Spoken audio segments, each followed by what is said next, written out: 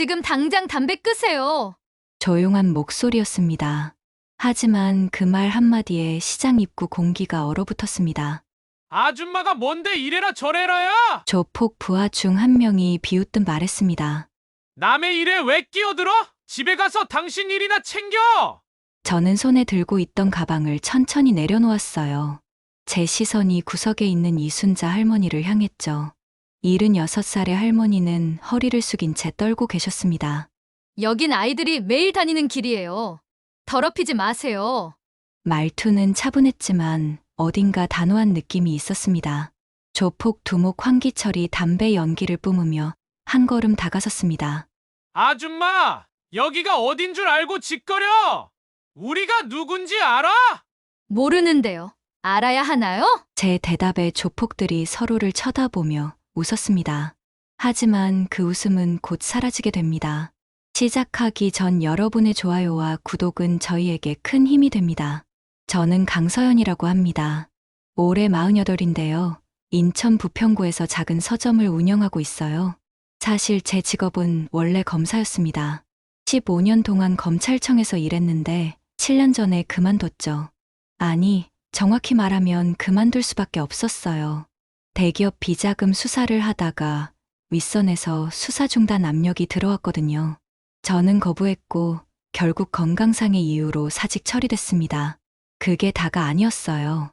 남편 재훈이가 변호사였는데 5년 전에 음주운전 차량에 치여서 세상을 떠났습니다. 그 사건도 단순한 사고가 아니었어요. 재훈이가 맡았던 사건의 가해자 측에서 보복성으로 저지른 거라는 의혹이 있었지만 결국 입증하지 못했죠. 그 뒤로 저는 모든 걸 내려놓고 싶었습니다. 아들 민준이가 있었거든요. 당시 초등학교 3학년이었던 민준이는 아빠를 잃은 충격으로 한동안 말도 제대로 못했어요. 그래서 조용한 곳으로 이사를 왔습니다. 부평구 낡은 재래시장 근처에 작은 서점을 열었어요. 책 파는 게 돈이 되겠냐고 주변에서 말렸지만 저는 그냥 조용히 살고 싶었습니다. 민준이가 안정을 찾는 게 우선이었거든요. 서재에 걸어뒀던 검사 임명장은 뒤집어서 벽에 기대놨어요. 다시는 그 세계로 돌아가지 않겠다는 다짐이었죠. 그런데 그날 아침 모든 게 바뀌기 시작했습니다. 9월의 어느 화요일이었어요. 저는 매일 아침 6시에 일어나서 민준이 도시락을 쌉니다. 중학교 3학년인 민준이는 급식보다 제가 싸준 도시락을 더 좋아하거든요. 계란말이랑 소시지를 넣어주면 특히 좋아해요. 도시락을 싸고 나서 민준이를 깨웠습니다. 일어나라고 하니까 민준이가 눈을 비비며 물어보더라고요. 엄마는 오늘도 조깅 가냐고요. 네, 저는 매일 아침 조깅을 합니다. 검사 시절부터 시작한 습관인데 스트레스를 푸는데 도움이 되거든요. 민준이한테 학교 잘 다녀오라고 하고 저는 운동복으로 갈아입었어요. 가방을 들고 나가는데 민준이가 뒤에서 조심하라고 하더라고요. 괜찮다고 동네 한 바퀴만 돌고 온다고 했죠. 서점은 시장 입구에서 50m쯤 떨어진 곳에 있습니다. 조깅을 하려면 시장 앞을 지나가야 하는데요. 그날 아침 7시 30분쯤 시장 입구를 지나가는데 이상한 광경이 보였어요. 남자 4명이 시장 입구에서 담배를 피우고 있었습니다. 그것만으로도 문제인데 그 앞에 좌판을 깔고 앉아 계신 할머니 한 분이 떨고 계시더라고요. 할머니는 이순자 할머니라고 올해 76살이세요. 시장에서 30년 넘게 나물 장사를 하신 분입니다. 제가 서점을 열고 나서 자주 인사를 나눴었거든요. 할머니가 가끔 시금치 한 단씩 갖다 주시곤 했어요. 그런 할머니가 지금 떨고 계셨습니다. 남자들 중 한 명이 할머니한테 뭐라고 하는 게 들렸어요. 할머니, 이번 달 관리비 안 냈다면서요. 20만 원을 내라고 하더라고요. 할머니가 떨리는 목소리로 다음 주에 드리겠다고 했습니다. 그러자 남자가 비웃으며 지난달에도 그랬다고, 이번엔 못 봐준다고 하더라고요. 저는 그냥 지나칠 수가 없었습니다. 검사를 그만뒀어도 정의감까지 버린 건 아니거든요. 남자들 쪽으로 다가가면서 말했어요. 여기 금연구역인데 담배 좀 꺼 달라고요. 남자들이 저를 쳐다봤습니다. 그 중에서 제일 덩치가 큰 남자가 앞으로 나왔어요. 나중에 알게 됐는데 황기철이라는 사람이었습니다. 47살이고 이 지역 조폭 조직의 2인자라고 하더라고요. 황기철이라는 남자가 저를 위아래로 훑어보더니 물었어요. 아줌마가 뭔데 간섭 있냐고요. 저는 차분하게 대답했습니다. 상인회 규약 3조에 시장 내 흡연 금지라고 명시되어 있다고요. 과태료가 5만 원이라고 했죠. 황기철이 코웃음을 치더라고요. 규약이 뭐가 중요하냐면서 여기는 자기네가 관리한다고 했어요. 그 순간 제 머릿속에 검사 시절의 기억이 떠올랐습니다. 이런 부류의 사람들을 수없이 봤거든요. 겉으로는 강해 보이지만 법 앞에서는 작아지는 사람들이요. 저는 더 단호하게 말했어요. 상인회 규약은 법적 효력이 있다고요. 위반 시 과태료 부과 대상이라고 했습니다. 황기철의 표정이 변했어요. 짜증이 난 건지 담배를 할머니 좌판 쪽으로 던지려고 하더라고요. 저는 반사적으로 움직였습니다. 검사 시절에 호신술 교육을 받았었거든요. 황기철의 손목을 정확하게 잡았어요. 그렇게 세게 잡은 건 아닌데 정확한 부위를 누르니까 황기철이 움찔하더라고요. 저는 조용히 말했습니다. 이건 폭행 예비 동작으로 볼 수 있다고요. 형법 260조 폭행죄에 해당한다고 했죠. 황기철이 제 손을 뿌리치면서 뭐라고 소리쳤어요. 이 여자가 지금 뭐 하는 거냐고요. 부하들도 다가왔습니다. 4명이 저를 둘러쌌죠. 솔직히 무섭지 않았다면 거짓말이에요. 하지만 여기서 물러서면 할머니는 어떻게 되나 싶었습니다.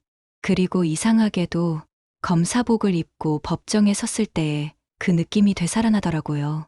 저는 제 가방에서 휴대폰을 꺼냈습니다. 녹음 앱을 켰어요. 지금부터 녹음한다고 여러분이 하시는 말씀 모두 기록될 거라고 했죠. 황기철이 웃었어요. 녹음을 하든 말든 상관없다면서요. 하지만 그의 눈빛은 조금 흔들리고 있었습니다. 저는 더 밀어붙였어요. 공갈죄는 형법 350조에 해당한다고요. 피해자 진술과 녹음 파일만 있으면 입건 가능하다고 했습니다. 황기철의 얼굴이 굳어졌어요. 그가 부하들한테 눈짓을 했습니다. 가자는 신호였던 것 같아요. 하지만 가기 전에 저한테 한마디 던지더라고요. 오늘은 봐주지만 두고 보자고요. 저는 대답하지 않았습니다. 그냥 조용히 그들이 떠나는 걸 지켜봤죠. 4명이 시장 밖으로 사라지고 나서야 저는 긴장이 풀렸어요. 이순자 할머니가 제 손을 잡으셨습니다. 떨리는 손이었어요. 고맙다고, 정말 고맙다고 하시더라고요. 할머니의 눈에 눈물이 고여 있었습니다. 저는 괜찮다고, 당연히 해야 할 일을 했을 뿐이라고 했어요. 할머니가 제 손을 꼭 쥐면서 말씀하셨습니다. 강서연 씨는 용감하다고요. 용감한 게 아니었어요. 그냥 참을 수가 없었던 겁니다. 약한 사람을 괴롭히는 걸 보면 가만히 있을 수가 없거든요. 검사였을 때도 그랬고 지금도 마찬가지예요. 할머니한테 혹시 저 사람들이 자주 오냐고 물었습니다. 할머니가 고개를 끄덕이시더라고요. 3년 전부터 매달 온다고 하셨어요. 제 가슴이 답답해졌습니다. 3년이나 됐다는 건 이게 조직적으로 이뤄지고 있다는 뜻이거든요. 혼자 하는 짓이 아니라는 거예요. 저는 할머니한테 경찰에 신고는 안 해봤냐고 물었어요. 할머니가 고개를 저으셨습니다. 해봤는데 소용없었다고 하시더라고요. 증거가 없다면서 돌아갔다고요. 그 순간 제 머릿속에서 뭔가 톱니바퀴가 맞물리는 느낌이 들었어요. 증거가 없다? 그럼 증거를 만들면 되는 거잖아요. 검사 시절에 제가 제일 잘했던 게 바로 증거 확보였거든요. 저는 할머니한테 걱정하지 말라고 제가 뭔가 방법을 찾아보겠다고 했습니다. 조깅은 그냥 포기했어요. 서점으로 돌아왔습니다. 문을 열고 들어가니까 남편 재훈이가 마지막으로 준 열쇠고리가 눈에 들어왔어요.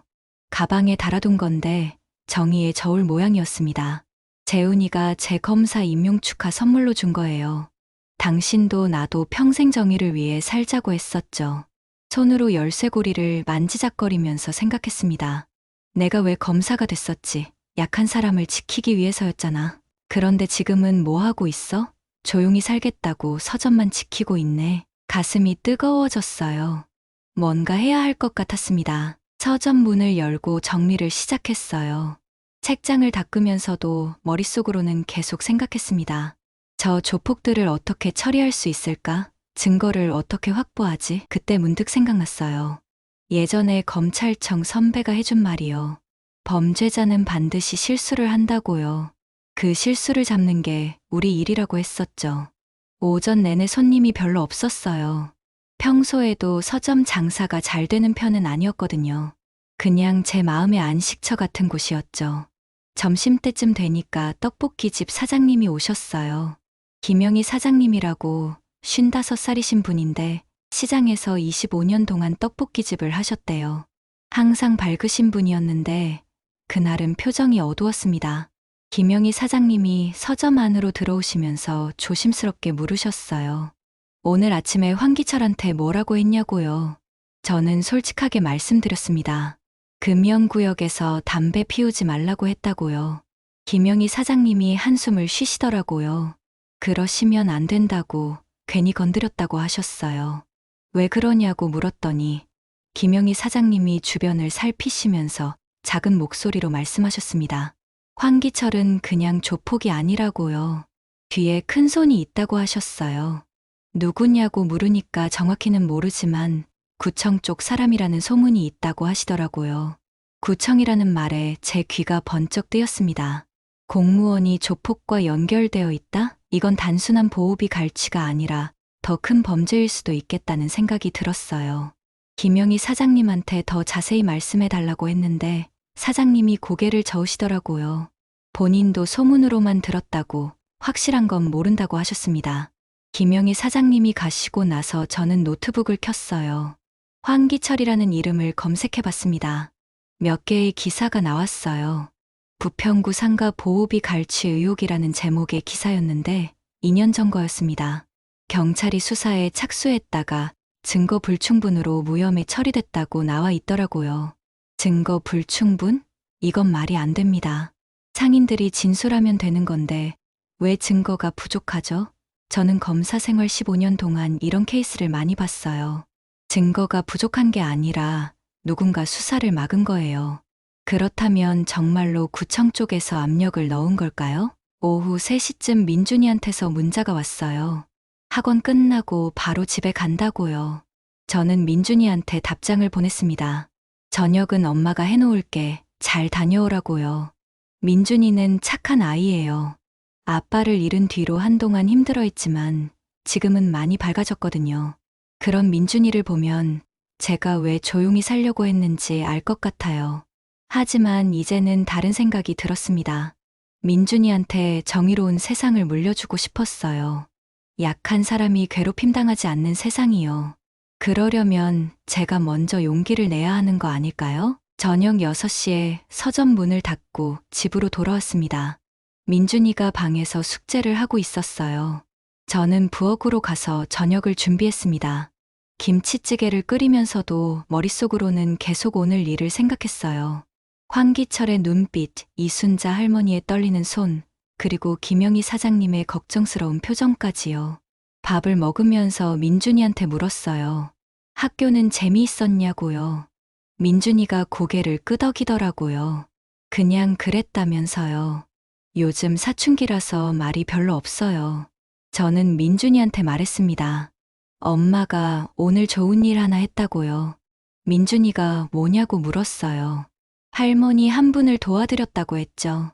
민준이가 잠깐 저를 쳐다보더니 다시 밥을 먹었어요. 별말 없이요. 괜찮았어요. 민준이는 원래 말이 많지 않거든요. 저녁을 다 먹고 설거지를 하는데 민준이가 부엌으로 왔습니다. 엄마한테 물어보더라고요. 할머니 도와드린 거 위험한 거 아니냐고요. 저는 깜짝 놀랐어요. 민준이가 어떻게 알았을까요? 민준이가 말했습니다. 엄마 표정 보면 안다고요. 뭔가 고민하고 있다는 거요. 저는 민준이한테 솔직하게 말했어요. 조금 위험할 수도 있지만 엄마가 조심할 거라고요. 민준이가 한참 동안 저를 쳐다보더니 말했습니다. 엄마 다치지 말라고요. 그 말을 듣는 순간 눈시울이 뜨거워졌어요. 민준이는 아직 어린데 엄마 걱정을 하고 있었던 거예요. 저는 민준이를 꼭 안아줬습니다. 엄마는 안 다친다고 약속한다고 했죠. 민준이가 제품에서 고개를 끄덕였어요. 그날 밤 민준이를 재우고 나서 저는 서재로 갔습니다. 뒤집혀 있던 검사 임명장이 눈에 들어왔어요. 한참 동안 그걸 바라보다가 천천히 손을 뻗어서 액자를 들었습니다. 그리고 제대로 세워서 책상 위에 놨죠. 이제는 도망치지 않기로 했습니다. 다음날 아침은 평소처럼 시작됐습니다. 민준이 도시락을 싸주고 조깅을 다녀왔어요. 이번에는 시장 입구를 지날 때 조심스럽게 주변을 살폈습니다. 다행히 어제 그 남자들은 보이지 않았어요. 이순자 할머니가 좌판을 펴고 계셨는데 제 모습을 보시더니 반갑게 손을 흔드셨습니다. 할머니한테 다가가서 안부를 여쭤봤어요. 괜찮으시냐고요? 할머니가 고개를 끄덕이시면서 말씀하셨습니다. 어젯밤에 잠을 설쳤다고 하시더라고요. 혹시 환기철이 다시 올까봐 무서웠다고 하셨어요. 제 가슴이 아팠습니다. 76살 할머니가 잠도 제대로 못 주무시다니요. 할머니한테 걱정하지 말라고 제가 방법을 찾아보겠다고 했습니다. 할머니가 제 손을 잡으시면서 물으셨어요. 강서연 씨가 뭘 할 수 있겠냐고 혼자서는 안 된다고 하시더라고요. 저는 대답하지 못했어요. 솔직히 저도 확신이 없었거든요. 하지만 그냥 가만히 있을 수는 없었습니다. 서점으로 돌아와서 문을 열었어요. 오전 10시쯤 됐는데 시장 쪽에서 사람들이 하나둘씩 제 서점으로 들어오기 시작했습니다. 처음에는 떡볶이집 김영희 사장님이 오셨어요. 그 다음에는 생선 가게 하시는 박철수 사장님, 채소 가게 하시는 분들까지요. 모두 5명이 제 서점에 모였습니다. 김영희 사장님이 조심스럽게 말을 꺼내셨어요. 어제 일 때문에 걱정된다고 혹시 환기철이 보복하러 오면 어쩌냐고 하시더라고요. 저는 괜찮다고 했습니다. 제가 알아서 처리하겠다고요. 그러자 박철수 사장님이 한숨을 쉬면서 말씀하셨습니다. 강서연 씨만 위험한 게 아니라고 우리도 다 위험하다고 하셨어요. 무슨 말씀이냐고 물었더니 박철수 사장님이 서류 봉투를 하나 꺼내셨습니다. 안에 사진들이 들어 있었어요. 사진을 보니까 박철수 사장님 가게가 불에 탄 모습이었습니다. 언제 일이냐고 물으니까 1년 전이라고 하시더라고요. 한밤중에 누군가 가게에 불을 질렀다고 했어요. 경찰에 신고는 했냐고 물었습니다. 박철수 사장님이 고개를 끄덕이셨어요. 했는데 범인을 못 잡았다고 하시더라고요.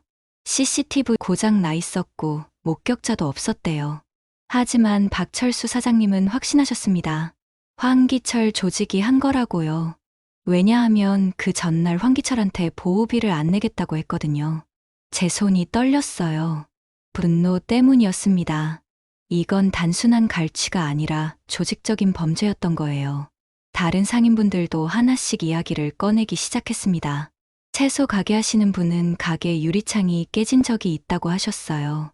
역시 황기철한테 반항한 다음 날이었대요. 김영희 사장님이 제일 충격적인 이야기를 하셨습니다. 사실 본인 딸이 3년 전에 황기철 부하한테 성희롱을 당했다고 하시더라고요.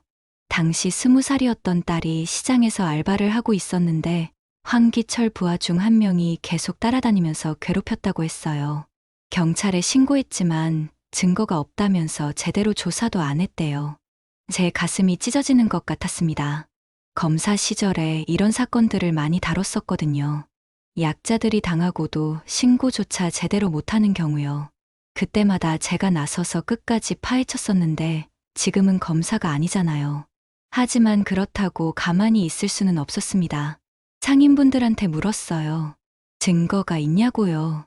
사진이든 녹음이든 뭐라도 남은 게 있냐고 물었습니다. 다들 고개를 저으셨어요. 무서워서 그런 생각도 못했다고 하시더라고요. 황기철이 증거 남기면 가만 안 둔다고 협박했대요. 그래서 다들 참고 살았던 겁니다. 저는 상인분들한테 말했습니다. 제가 증거를 만들겠다고요. 어떻게 하냐고 물으시더라고요. 저는 계획을 설명했어요. 일단 제 서점에 CC 여러 대 설치하겠다고요. 그리고 황기철이 다시 오면 그때 모든 걸 녹화하겠다고 했습니다. 상인분들이 걱정스러운 표정으로 쳐다보셨어요. 김영희 사장님이 물으셨습니다. 혹시 강서연 씨가 경찰 쪽에 아는 사람이라도 있냐고요. 저는 잠시 망설였어요. 사실 검사 출신이라는 걸 말해야 하나 말아야 하나 고민됐거든요. 하지만 이분들이 저를 믿고 도움을 청하러 온 건데 솔직하게 말씀드려야 할 것 같았습니다. 저는 천천히 입을 열었어요. 사실 제가 15년 동안 검사로 일했다고요. 7년 전에 그만뒀지만 검찰청에 후배들이 아직 많다고 했습니다. 상인분들이 깜짝 놀라셨어요. 검사였냐고, 그걸 왜 진작 말하지 않았냐고 하시더라고요. 저는 설명했습니다. 이제는 검사가 아니라 그냥 서점 주인일 뿐이라고요. 조용히 살고 싶어서 여기로 왔다고 했어요. 하지만 어제 할머니가 괴롭힘 당하는 걸 보고 가만히 있을 수 없었다고요. 박철수 사장님이 제 손을 꼭 잡으셨습니다. 고맙다고, 정말 고맙다고 하시더라고요. 상인분들이 돌아가시고 나서 저는 혼자 서점에 앉아 생각했습니다. 이제 시작이구나 싶었어요. 한번 발을 들여놓으면 끝까지 가야 하는 거잖아요. 남편 재훈이가 살아있었다면 뭐라고 했을까요? 아마 응원해줬을 것 같아요. 재훈이도 약자를 위해 싸우는 변호사였으니까요. 서재로 가서 책상 위에 세워둔 검사 임명장을 봤습니다. 먼지를 닦아냈어요.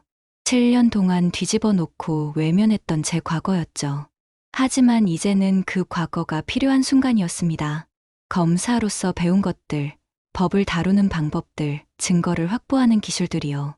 오후 2시쯤 되니까 이순자 할머니가 서점에 오셨어요. 손에 비닐봉투를 들고 계셨는데 안에 시금치가 한 단 들어 있었습니다. 할머니가 그걸 제게 건네시면서 말씀하셨어요. 고맙다고, 어제 도와줘서 정말 고맙다고 하시더라고요. 저는 받을 수 없다고 했습니다. 제가 당연히 해야 할 일을 했을 뿐이라고요. 할머니가 제 손을 잡으시면서 말씀하셨습니다. 강서연 씨한테 할 말이 있다고 하시더라고요. 무슨 말씀이냐고 물었어요. 할머니가 눈물을 글썽이시면서 말씀하셨습니다. 사실 손녀가 있는데 3개월 전에 황기철 부하한테 스토킹을 당했다고 하셨어요. 제 심장이 쿵 내려앉았습니다. 아까 김영희 사장님 딸 이야기도 충격적이었는데 이순자 할머니 손녀까지요. 할머니가 계속 말씀하셨어요. 손녀 이름이 박지은이라고, 올해 17살인데 고등학교 2학년이래요. 시장에서 주말마다 알바를 했는데 황기철 부하 중 한 명이 계속 따라다녔대요. 손녀가 무서워서 알바를 그만뒀고 지금은 학교도 제대로 못 다니고 있다고 하셨습니다. 왜냐하면 그 남자가 학교 앞에서도 기다리고 있었거든요.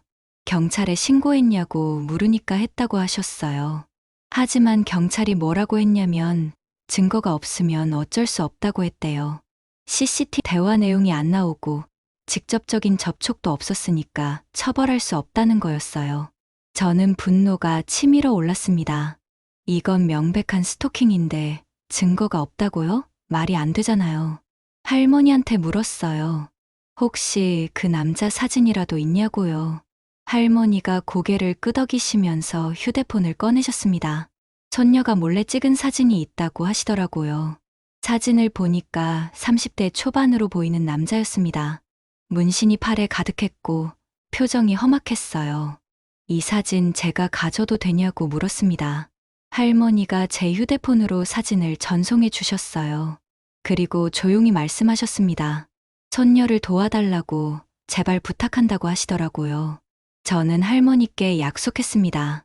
제가 꼭 도와드리겠다고요. 손녀분이 다시 학교에 다닐 수 있게 만들겠다고 했어요. 할머니가 제 손을 꼭 쥐셨습니다. 떨리는 손이었지만 따뜻했어요. 할머니가 가시고 나서 저는 휴대폰을 들여다봤습니다. 그 남자 사진을 확대해서 봤어요. 검사 시절의 감각이 돌아왔습니다. 범죄자를 추적할 때의 그 느낌이요. 저는 노트북을 켜서 인터넷 검색을 시작했어요. 부평구 조폭 조직원들 관련 기사를 찾아봤습니다. 몇 개의 기사가 나왔는데 그중 하나에 사진 속 남자와 비슷한 사람이 나왔어요. 기사를 읽어보니까 그 남자 이름이 김태식이라고 나와 있었습니다. 황기철 조직의 말단 조직원이래요. 3년 전에 폭행죄로 집행유예를 받은 전력이 있었습니다. 이 정보면 충분했어요. 저는 파일을 따로 저장해뒀습니다. 저녁 6시에 서점 문을 닫고 집으로 갔어요. 민준이가 벌써 와 있었습니다. 방에서 숙제를 하고 있더라고요. 저는 부엌으로 가서 저녁을 준비했습니다. 오늘은 민준이가 좋아하는 제육볶음을 해줬어요. 같이 밥을 먹으면서 민준이한테 물었어요. 학교에서 무슨 일 있었냐고요. 민준이가 고개를 저었습니다. 별일 없었고요. 그냥 평범한 하루였다고 하더라고요. 저는 민준이를 보면서 생각했습니다. 이 아이가 사는 세상은 정의로워야 한다고요. 약한 사람이 괴롭힘 당하지 않는 세상이어야 한다고요. 그러려면 제가 먼저 움직여야 했습니다. 밥을 다 먹고 민준이가 방으로 들어갔어요. 저는 설거지를 하면서도 계속 생각했습니다. 내일부터 본격적으로 준비를 시작해야겠다고요. CCTV 설치 업체한테 연락해야 하고 예전 검찰청 후배한테도 전화를 해야 했어요. 혹시 모를 상황에 대비해서요. 설거지를 마치고 서재로 갔습니다. 책상 서랍을 열어서 오래된 명함첩을 꺼냈어요. 검사 시절에 받았던 명함들이 가득 들어 있었습니다. 한 장 한 장 넘기다가 찾고 있던 명함을 발견했어요. 박지영 검사의 명함이었습니다. 박지영 검사는 제 7년 후배예요. 제가 검찰청을 떠날 때 막 검사로 임용됐었거든요. 밝고 정의감 넘치는 친구였어요. 지금쯤 어떻게 지내고 있을까 궁금했습니다. 명함에 적힌 휴대폰 번호를 보면서 고민했어요. 전화를 해야 할까요? 아직은 때가 아닌 것 같았습니다. 증거를 먼저 확보해야 했어요. 그 다음에 박지영 검사한테 연락하는 게 순서였죠. 저는 명함을 다시 명함첩에 넣고 서랍을 닫았습니다. 하지만 언젠가는 이 명함이 필요한 날이 올 거라는 걸 알고 있었어요. 그날 밤 잠자리에 누워서도 잠이 오지 않았습니다. 천장을 바라보면서 생각했어요. 내가 지금 제대로 하고 있는 걸까? 혹시 민준이를 위험에 빠뜨리는 건 아닐까? 하지만 이순자 할머니의 떨리는 손, 박지은이라는 여고생의 아픔을 생각하니까 물러설 수가 없었습니다. 남편 재훈이가 살아있었다면 뭐라고 했을까요? 아마 이렇게 말했을 거예요. 서연아, 내가 옳다고 생각하는 걸 해. 그게 정답이야. 재훈이는 항상 그랬거든요. 정의를 위해서라면 어떤 위험도 감수했었죠. 그리고 그게 결국 재훈이의 목숨을 앗아갔지만요. 저는 눈을 감았습니다. 내일부터 본격적으로 시작이에요. 황기철과의 진짜 싸움이요. 하지만 저는 준비가 되어 있었습니다. 15년 동안 검사로 일하면서 배운 모든 것을 동원할 거예요.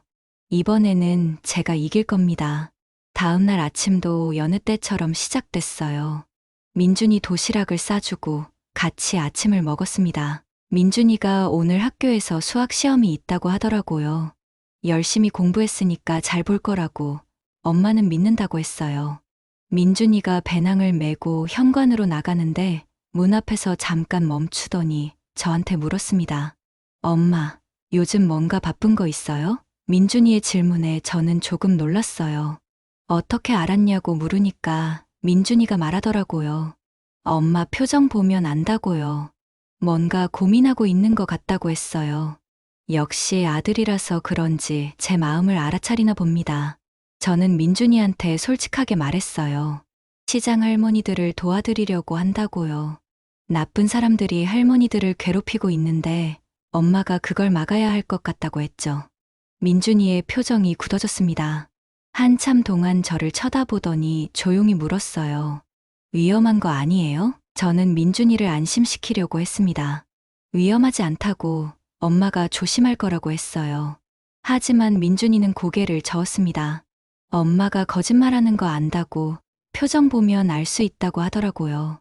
그 말을 듣는 순간 제 마음이 아팠어요. 민준이한테 거짓말을 하고 싶지 않았거든요. 저는 민준이 손을 잡고 말했습니다. 조금 위험할 수도 있지만 엄마가 최대한 조심할 거라고요. 그리고 꼭 필요한 일이라고 했어요. 할머니들이 너무 힘들어 하시거든. 민준이가 한참 동안 생각하더니 말했습니다. 엄마, 아빠 생각나요. 아빠도 이렇게 위험한 일 하다가 돌아가셨잖아요. 그 말에 저는 할 말을 잃었습니다. 민준이 말이 맞았어요.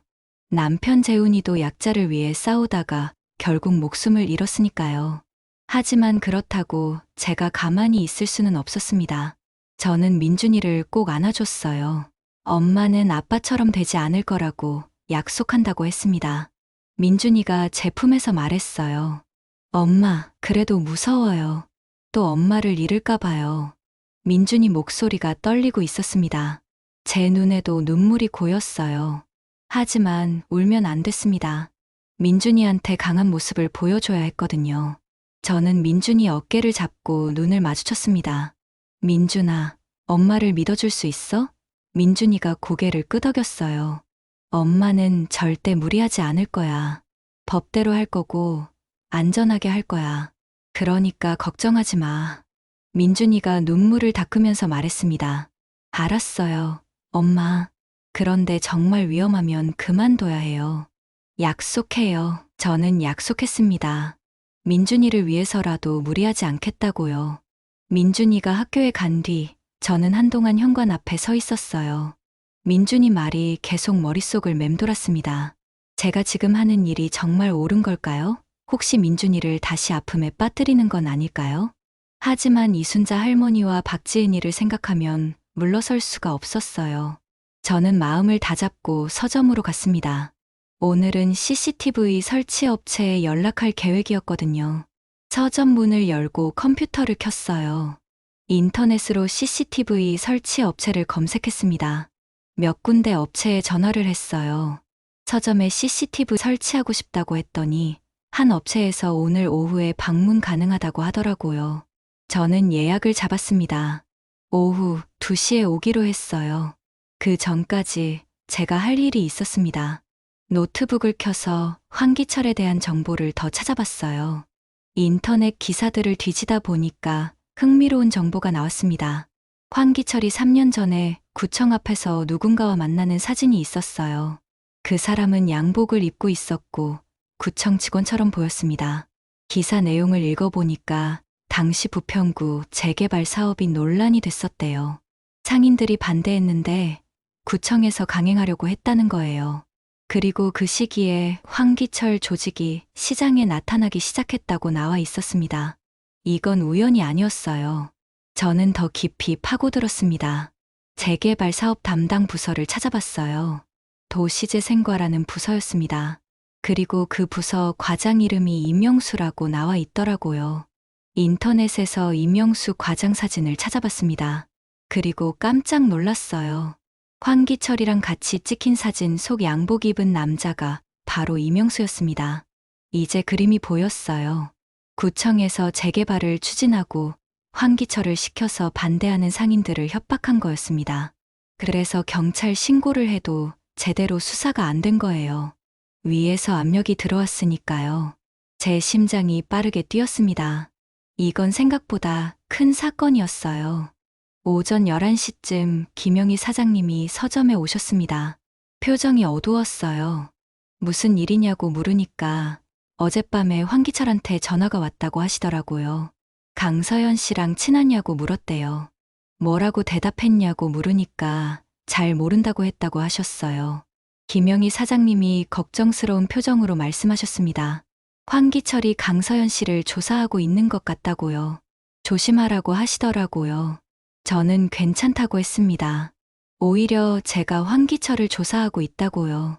김영희 사장님이 놀라셨어요. 무슨 말이냐고 물으시더라고요. 저는 노트북 화면을 돌려서 보여드렸습니다. 황기철과 임영수 과장이 함께 찍힌 사진이었어요.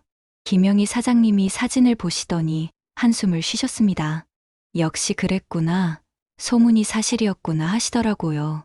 저는 사장님한테 물었어요. 다른 상인분들도 이 사실을 아시냐고요. 김영희 사장님이 고개를 끄덕이셨습니다. 대부분 알고 있다고요. 하지만 어쩔 수 없다고 생각했대요. 구청이랑 조폭이 한패인데 누가 당해내겠냐고 하셨어요. 저는 김영희 사장님한테 말씀드렸습니다. 제가 방법을 찾아보겠다고요. 증거만 확보하면 임영수 과장도 황기철도 다 잡을 수 있다고 했어요. 김영희 사장님이 제 손을 잡으셨습니다. 고맙다고, 하지만 너무 위험하지 않냐고 하시더라고요. 본인 딸 일도 그렇고 다른 상인들 일도 그렇지만 강서연 씨가 다치면 안 된다고 하셨어요. 저는 사장님을 안심시켰습니다. 저는 15년 동안 이런 사건들을 다뤄왔다고요. 어떻게 해야 하는지 안다고 했어요. 김영희 사장님이 가시고 나서 저는 다시 컴퓨터 앞에 앉았습니다. 이명수 과장에 대해 더 알아봐야 했어요. 구청 홈페이지에 들어가서 도시재생과 공지사항을 살펴봤습니다. 최근에 올라온 재개발 관련 공고들이 보였어요. 보상금 산정 기준이 나와 있었는데 뭔가 이상했습니다. 시세보다 30% 정도 낮게 책정되어 있었어요. 이건 말이 안 됐습니다. 재개발 보상은 보통 시세와 비슷하게 주거든요. 그런데 왜 이렇게 낮을까요? 저는 계산을 해봤어요. 만약 시장 전체를 재개발한다면 그 차액이 얼마나 될까요? 대충 계산해도 수십억 원이었습니다. 그 돈이 어디로 갔을까요? 임명수 과장 주머니로 들어간 게 분명했어요. 그리고 황기철한테도 일부가 갔겠죠. 제 추론이 맞다면 이건 단순한 갈취가 아니라 공무원 부패 사건이었습니다. 저는 화면을 캡처해서 파일로 저장했어요. 나중에 필요할 증거였습니다. 오후 2시에 CCTV 설치 기사님이 오셨어요. 서점 구조를 보시더니 카메라 4대면 충분하다고 하시더라고요. 현관 입구, 계산대, 책장 사이, 그리고 뒷문까지 4곳에 설치하면 사각지대가 없다고 했어요. 저는 바로 설치해달라고 했습니다. 기사님이 작업하시는 동안 저는 휴대폰으로 녹음 앱을 하나 더 깔았어요. 만약 CCTV로 찍지 않는 상황이 생기면 녹음이라도 해야 하니까요. 그리고 작은 녹음기도 하나 주문했습니다. 내일 도착 예정이라고 나와 있더라고요. 준비는 철저하게 해야 했어요. CCTV 설치가 끝나고 기사님이 사용법을 알려주셨습니다. 휴대폰 앱으로도 실시간 확인이 가능하다고 하시더라고요. 그리고 녹화 파일은 자동으로 클라우드에 저장된다고 했어요. 완벽했습니다. 이제 황기철이 다시 오면 모든 게 증거로 남을 거예요. 오후 5시쯤 되니까 학교에서 민준이한테 전화가 왔어요. 학원 갔다가 집에 간다고 하더라고요. 저는 민준이한테 말했습니다. 엄마도 곧 집에 갈 거라고. 저녁은 엄마가 해놓을게요. 민준이가 알았다고 하고 전화를 끊었어요. 목소리가 조금 밝아진 것 같았습니다. 서점 문을 닫고 집으로 가는 길에 시장을 지나갔어요. 이순자 할머니가 좌판을 정리하고 계셨습니다. 저한테 손을 흔들어 주시더라고요. 저도 인사를 하고 지나갔어요. 할머니 표정이 예전보다 조금 밝아 보였습니다. 아마 제가 도와주겠다고 한 말을 믿으시는 것 같았어요. 집에 도착하니까 민준이가 벌써 와 있었습니다. 방에서 숙제를 하고 있더라고요. 저는 부엌으로 가서 저녁 준비를 시작했어요. 오늘은 민준이가 좋아하는 된장찌개를 끓였습니다. 두부도 넣고 애호박도 널었어요. 구수한 냄새가 집 안에 퍼졌습니다. 밥을 하면서도 머릿속으로는 계속 계획을 세웠어요.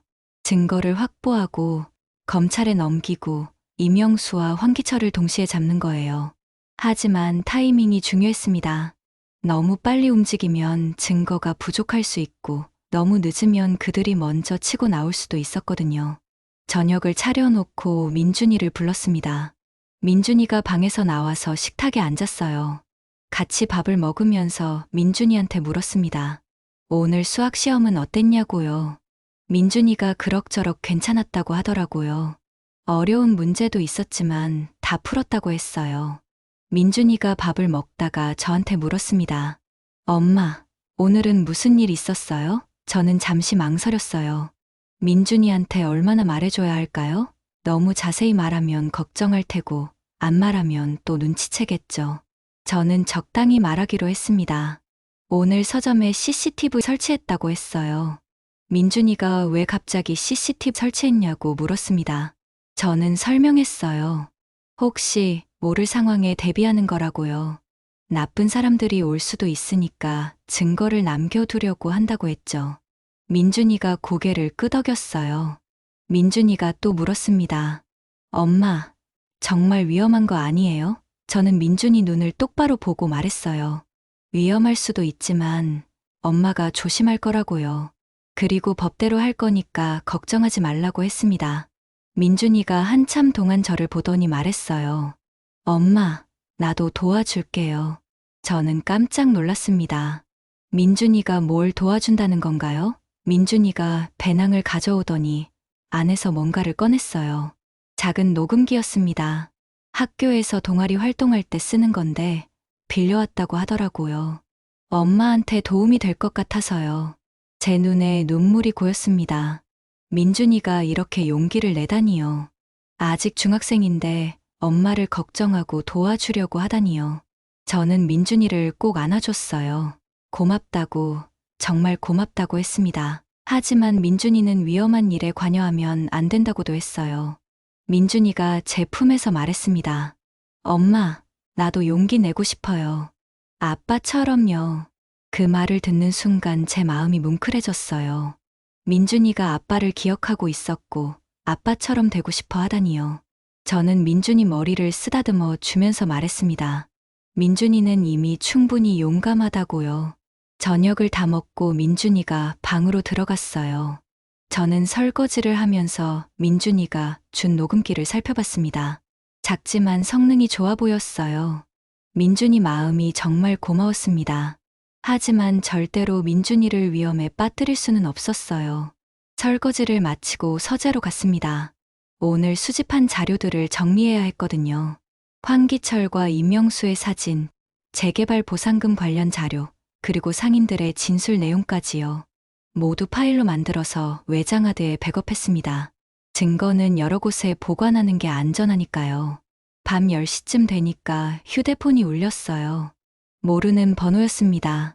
받을까 말까 고민하다가 받았어요. 여보세요? 상대방은 남자였습니다. 목소리가 낮고 위협적이었어요. 강서연 씨 맞습니까? 네. 그런데 누구시죠? 상대방이 비웃듯이 웃었습니다. 나 황기철이야. 아침에 봤잖아. 제 심장이 빠르게 뛰기 시작했어요. 황기철이 직접 전화를 했다는 건 공격적으로 저를 압박하려는 거였습니다. 저는 최대한 침착하게 대답했어요. 무슨 일이십니까? 황기철이 말했습니다. 아줌마, 괜히 나서지 마. 시장 일은 우리가 알아서 할 거야. 저는 단호하게 대답했어요. 시장 일은 상인들 일입니다. 당신들이 간섭할 일이 아니죠. 황기철이 목소리를 높였습니다. 지금 나한테 가르치려고? 저는 녹음 앱을 켰어요. 이미 통화는 자동으로 녹음되고 있었지만 이중으로 안전장치를 해둔 거예요. 황기철이 계속 말했습니다. 내일 오전 10시에 내 사무실로 와. 이야기 좀 하자. 어디냐고 물으니까 시장 뒤편 건물 2층이라고 하더라고요. 저는 거절했습니다. 갈 이유가 없다고요. 황기철이 비웃었어요. 안 오면 후회할 거야. 특히 내 아들 민준이가 다니는 학교가 어딘지 알아? 그 순간 제 온몸에 소름이 돋았습니다. 민준이를 건드리겠다는 협박이었어요. 저는 최대한 침착하게 말했습니다. 지금 협박하시는 겁니까? 이 통화 녹음되고 있는데요. 황기철이 웃었습니다. 녹음해. 마음껏 녹음해. 그래봤자 소용없어. 우리 뒤에 누가 있는지 알아? 전화가 끊어졌어요. 저는 휴대폰을 내려놓고 숨을 크게 들이마셨습니다. 손이 떨리고 있었어요. 민준이를 협박하다니요. 이건 선을 넘은 겁니다. 하지만 동시에 제게는 결정적인 증거가 생긴 거예요. 협박 통화 녹음 파일이요.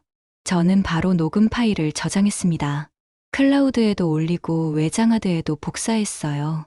그리고 민준이 방으로 가서 문을 살짝 열어봤습니다. 민준이가 잠들어 있었어요. 평화로운 얼굴이었습니다. 저는 절대로 민준이를 위험에 빠뜨리지 않을 거예요. 서재로 돌아와서 명함첩을 다시 꺼냈습니다. 박지영 검사의 명함을 찾아서 휴대폰에 번호를 입력했어요. 아직은 전화하지 않았습니다. 내일 황기철 사무실에 가서 더 확실한 증거를 확보하고 나서 전화하기로 했어요. 검사를 움직이려면 확실한 증거가 필요하니까요. 침대에 누워서도 잠이 오지 않았습니다. 민준이 협박 때문에 화가 났고 동시에 두려웠어요.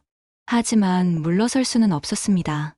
오히려 더 확실하게 증거를 확보해서 황기철과 임영수를 모두 잡아야겠다고 다짐했어요. 남편 재훈이 생각이 났습니다. 재훈이도 이런 순간들이 있었을 거예요. 약자를 지키려다가 협박받고 위협받았었겠죠. 그래도 포기하지 않았던 재훈이가 존경스러웠어요. 저도 재훈이처럼 끝까지 싸울 겁니다. 새벽 2시쯤 되어서야 겨우 잠이 들었어요. 꿈속에서 민준이가 웃고 있었습니다. 그리고 재훈이도 옆에서 웃고 있었어요. 재훈이가 제게 말했습니다. 잘하고 있어, 서연아. 끝까지 가. 꿈이었지만 위로가 됐습니다. 샵 챕터 4 두 번째 대결 증거 확보. 다음날 아침 저는 평소보다 일찍 일어났습니다. 민준이보다 먼저 일어나서 도시락을 쌌어요. 오늘은 특별히 민준이가 좋아하는 메뉴로 준비했습니다. 계란말이랑 소시지, 그리고 김치볶음까지요. 민준이가 일어나서 식탁에 앉았을 때 저는 웃으면서 인사했어요. 민준이가 저를 쳐다보더니 물었습니다. 엄마, 오늘 무슨 일 있어요? 제 표정을 보고 눈치챈 것 같았어요. 저는 솔직하게 말했습니다. 오늘 중요한 일이 있다고요. 나쁜 사람들을 만나러 가야 한다고 했어요. 민준이의 표정이 굳어졌습니다. 엄마, 위험한 거 아니에요? 민준이가 걱정스럽게 물었어요. 저는 민준이 손을 잡고 말했습니다. 위험하지 않아. 공공장소에서 만날 거고 CCTV도 있고 녹음도 할 거야. 걱정하지 마. 민준이가 한참 동안 저를 보더니 고개를 끄덕였어요. 엄마, 조심해요. 민준이를 학교에 보내고 나서 저는 준비를 시작했습니다. 가방에 휴대폰 2개를 넣었어요. 하나는 평소 쓰던 거고 다른 하나는 예비용이었습니다. 그리고 민준이가 빌려준 녹음기도 가방 안쪽 주머니에 넣었어요. 작동 버튼을 미리 눌러뒀습니다. 옷은 단정하게 입었어요. 검은색 블라우스에 회색 바지였습니다. 검사 시절에 입던 스타일이었죠. 거울을 보면서 옷매무새를 가다듬었어요. 오늘은 강서연 서점 주인이 아니라 전직 검사 강서연으로 가야 했습니다. 오전 9시 30분에 집을 나섰어요. 황기철 사무실이 있는 건물까지는 걸어서 10분 거리였습니다. 가는 길에 시장을 지나갔어요. 이순자 할머니가 좌판을 펴고 계셨는데 제 모습을 보시더니 걱정스러운 표정을 지으셨습니다. 할머니한테 다가가서 인사를 했어요. 오늘 중요한 일이 있다고 잘 다녀오겠다고 했습니다. 할머니가 제 손을 잡으시면서 말씀하셨어요. 조심하라고, 황기철은 위험한 사람이라고 하시더라고요. 저는 할머니를 안심시켰습니다. 괜찮다고, 제가 준비를 다 해왔다고요. 시장을 지나 골목길로 들어섰습니다. 황기철이 말한 건물이 보였어요. 낡은 3층 건물이었는데 1층에는 PC방이 있었고 2층에 황기철 사무실이 있다고 했습니다. 건물 앞에서 잠시 멈춰 섰어요. 깊게 숨을 들이마셨습니다. 건물 안으로 들어가서 계단을 올라갔습니다. 2층 복도에는 방이 3개 있었는데 가운데 방문에 황기철이라는 이름표가 붙어 있었어요. 저는 문을 두드렸습니다.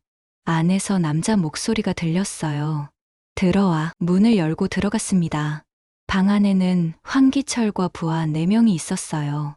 황기철이 책상 뒤에 앉아 있었고 부하들은 양쪽 벽에 서 있었습니다. 전형적인 조폭 사무실 분위기였어요. 담배 냄새가 진동했습니다. 황기철이 저를 보면서 비웃듯이 말했습니다. 왔네. 시간 약속은 잘 지키는구먼. 저는 대답하지 않고 방 안을 둘러봤어요. CCTV 있는지 확인하려고요. 보이지 않았습니다. 예상했던 대로였어요. 그래서 제가 녹음기를 준비해온 겁니다. 황기철이 의자를 가리키며 앉으라고 했어요. 저는 서서 말했습니다. 서 있겠습니다. 용건만 말씀하세요. 황기철의 표정이 굳어졌습니다. 아직도 저렇게 나오네. 부하들이 문 쪽으로 다가와서 길을 막았어요. 나가지 못하게 하려는 거였습니다. 황기철이 책상에서 일어나더니 저한테 천천히 다가왔습니다. 거리가 1m 정도 됐을 때 멈췄어요. 강서연 씨, 마지막으로 경고한다. 시장 일에서 손 떼. 안 그러면 후회할 거야. 저는 침착하게 대답했습니다. 협박이십니까? 황기철이 웃었어요. 협박이 아니라 충고야. 당신 아들 민준이가 다니는 중학교 알아? 금성중학교지? 방과 후에 학원도 다니더라. 수학학원. 그 순간 제 안에서 분노가 치밀어 올랐습니다. 민준이 학교와 학원까지 알아본 거예요. 저는 최대한 침착하게 말했습니다. 지금 미성년자 협박하시는 겁니까? 형법 283조 협박죄에 해당합니다. 황기철이 코웃음을 쳤어요. 법 타령 그만해. 여기서 법이 먹히는 줄 알아? 저는 가방에서 휴대폰을 꺼냈습니다. 지금부터 녹음하겠습니다. 계속 말씀하세요. 황기철이 제 휴대폰을 보더니 부하들한테 눈짓했어요. 부하 하나가 다가와서 제 휴대폰을 빼앗으려고 했습니다. 저는 재빨리 휴대폰을 가방에 넣고 한 발짝 뒤로 물러섰어요. 저한테 손대시면 폭행죄로 고소하겠습니다. 제 목소리는 떨리지 않았어요. 15년 동안 검사로 일하면서 이런 상황에 익숙해져 있었거든요. 황기철이 손을 들어 부하를 제지했습니다. 그리고 비웃듯이 말했어요. 녹음해. 마음껏 녹음해. 그래봤자 소용없어. 우리 뒤에 누가 있는지 알아? 저는 이 순간을 기다렸어요. 황기철이 직접 뒷배를 언급하게 만들려고 했거든요. 저는 물었습니다. 누가 있는데요? 황기철이 의자에 다시 앉으면서 말했습니다. 구청 도시재 생과장 이명수. 알지? 그분이 우리 뒤에 계셔. 재개발 사업 때문에 우리랑 일하고 있거든. 그러니까 당신이 뭘 하든 소용없어. 제 심장이 빠르게 뛰었습니다. 결정적인 증언이었어요. 저는 더 물어봤습니다. 이명수 과장이 직접 지시했다는 말입니까? 황기철이 고개를 끄덕였어요. 당연하지. 재개발 반대하는 상인들 설득하라고 우리한테 돈도 줬어. 한 달에 500만 원씩. 이제 충분했습니다. 황기철이 자기 입으로 모든 걸 인정한 겁니다. 저는 가방 안에 든 녹음기가 제대로 작동하고 있기를 바랐어요. 그리고 한 가지 더 물어봤습니다. 박지은이라는 여고생 아십니까? 황기철의 표정이 미묘하게 변했어요. 왜 그 애 이름이 나와? 제 부하 중 한 명이 그 애한테 관심 있어서 좀 따라다녔지. 뭐 잘못됐어? 저는 단호하게 말했습니다. 스토킹입니다. 형법 제18조 2 스토킹 처벌법 위반입니다. 황기철이 웃었어요. 스토킹? 그냥 좀 따라다닌 건데? 저는 더 이상 대화할 필요가 없다고 판단했습니다. 충분한 증거를 확보했으니까요. 저는 문 쪽으로 걸어갔어요. 부하들이 막아섰지만 저는 단호하게 말했습니다. 비키세요. 안 비키면 감금죄로 추가 고소합니다. 황기철이 손짓으로 부하들을 제지했습니다. 가게 내버려둬. 어차피 아무것도 못해. 부하들이 길을 비켜줬어요. 저는 문을 열고 나왔습니다. 복도를 걸어서 계단을 내려갔어요. 건물 밖으로 나오는 순간 긴장이 풀렸습니다. 골목을 나와서 큰 길로 나왔어요. 안전한 곳에 도착하자 다리에 힘이 풀렸습니다. 근처 카페에 들어가서 구석 자리에 앉았어요. 가방에서 녹음기를 꺼냈습니다. 빨간불이 깜빡이고 있었어요. 제대로 녹음되고 있었던 겁니다. 저는 안도의 한숨을 쉬었어요. 카페 직원한테 아메리카노 한 잔을 주문했습니다. 커피를 마시면서 녹음 파일을 확인했어요. 황기철의 목소리가 선명하게 들렸습니다. 구청 도시재 생과장 이명수, 한 달에 500만 원, 재개발 반대 상인 설득, 모든 게 녹음되어 있었어요. 이제 박지영 검사한테 연락할 때가 됐습니다. 저는 휴대폰을 꺼내서 명함에 적힌 번호로 전화를 걸었어요. 벨이 3번 울리고 나서 여자 목소리가 들렸습니다. 여보세요? 박지영입니다. 7년 만에 듣는 후배 목소리였어요. 지영아, 나 강서현이야. 전화 반대편에서 잠시 침묵이 흘렀습니다. 그러다 박지영 검사가 놀란 목소리로 말했어요. 선배님? 강서현 선배님 맞으세요? 정말 오랜만이네요. 어떻게 지내세요? 저는 간단하게 안부를 나눴습니다. 잘 지낸다고요. 하지만 곧바로 본론으로 들어갔어요. 지영아, 도움이 필요해. 부평구 재개발 비리 사건인데 구청 공무원이랑 조폭이 연루되어 있어. 박지영 검사의 목소리가 진지해졌습니다. 선배님, 자세히 말씀해 주세요. 저는 지금까지 있었던 일들을 설명했습니다. 황기철 조직이 시장 상인들한테서 보호비를 갈취한 것, 구청 도시재 생과장 이명수가 배후에 있다는 것, 그리고 방금 전에 확보한 녹음 증거까지요. 박지영 검사가 진지하게 들었어요. 선배님, 그 녹음 파일 저한테 보내주실 수 있으세요? 저는 바로 파일을 전송했습니다. 박지영 검사가 파일을 봤더니 잠시 조용해졌어요. 아마 듣고 있는 것 같았습니다. 1분쯤 지나서 박지영 검사가 다시 말했어요. 선배님, 이거 결정적 증거입니다. 황기철이 직접 이명수 과장 이름을 거론했고 돈 받은 것까지 자백했네요. 제 심장이 빠르게 뛰었습니다. 그럼 수사 가능하냐고 물었어요. 박지영 검사가 대답했습니다. 당연하죠. 지금 바로 내사 착수하겠습니다. 하지만 선배님, 조심하셔야 합니다.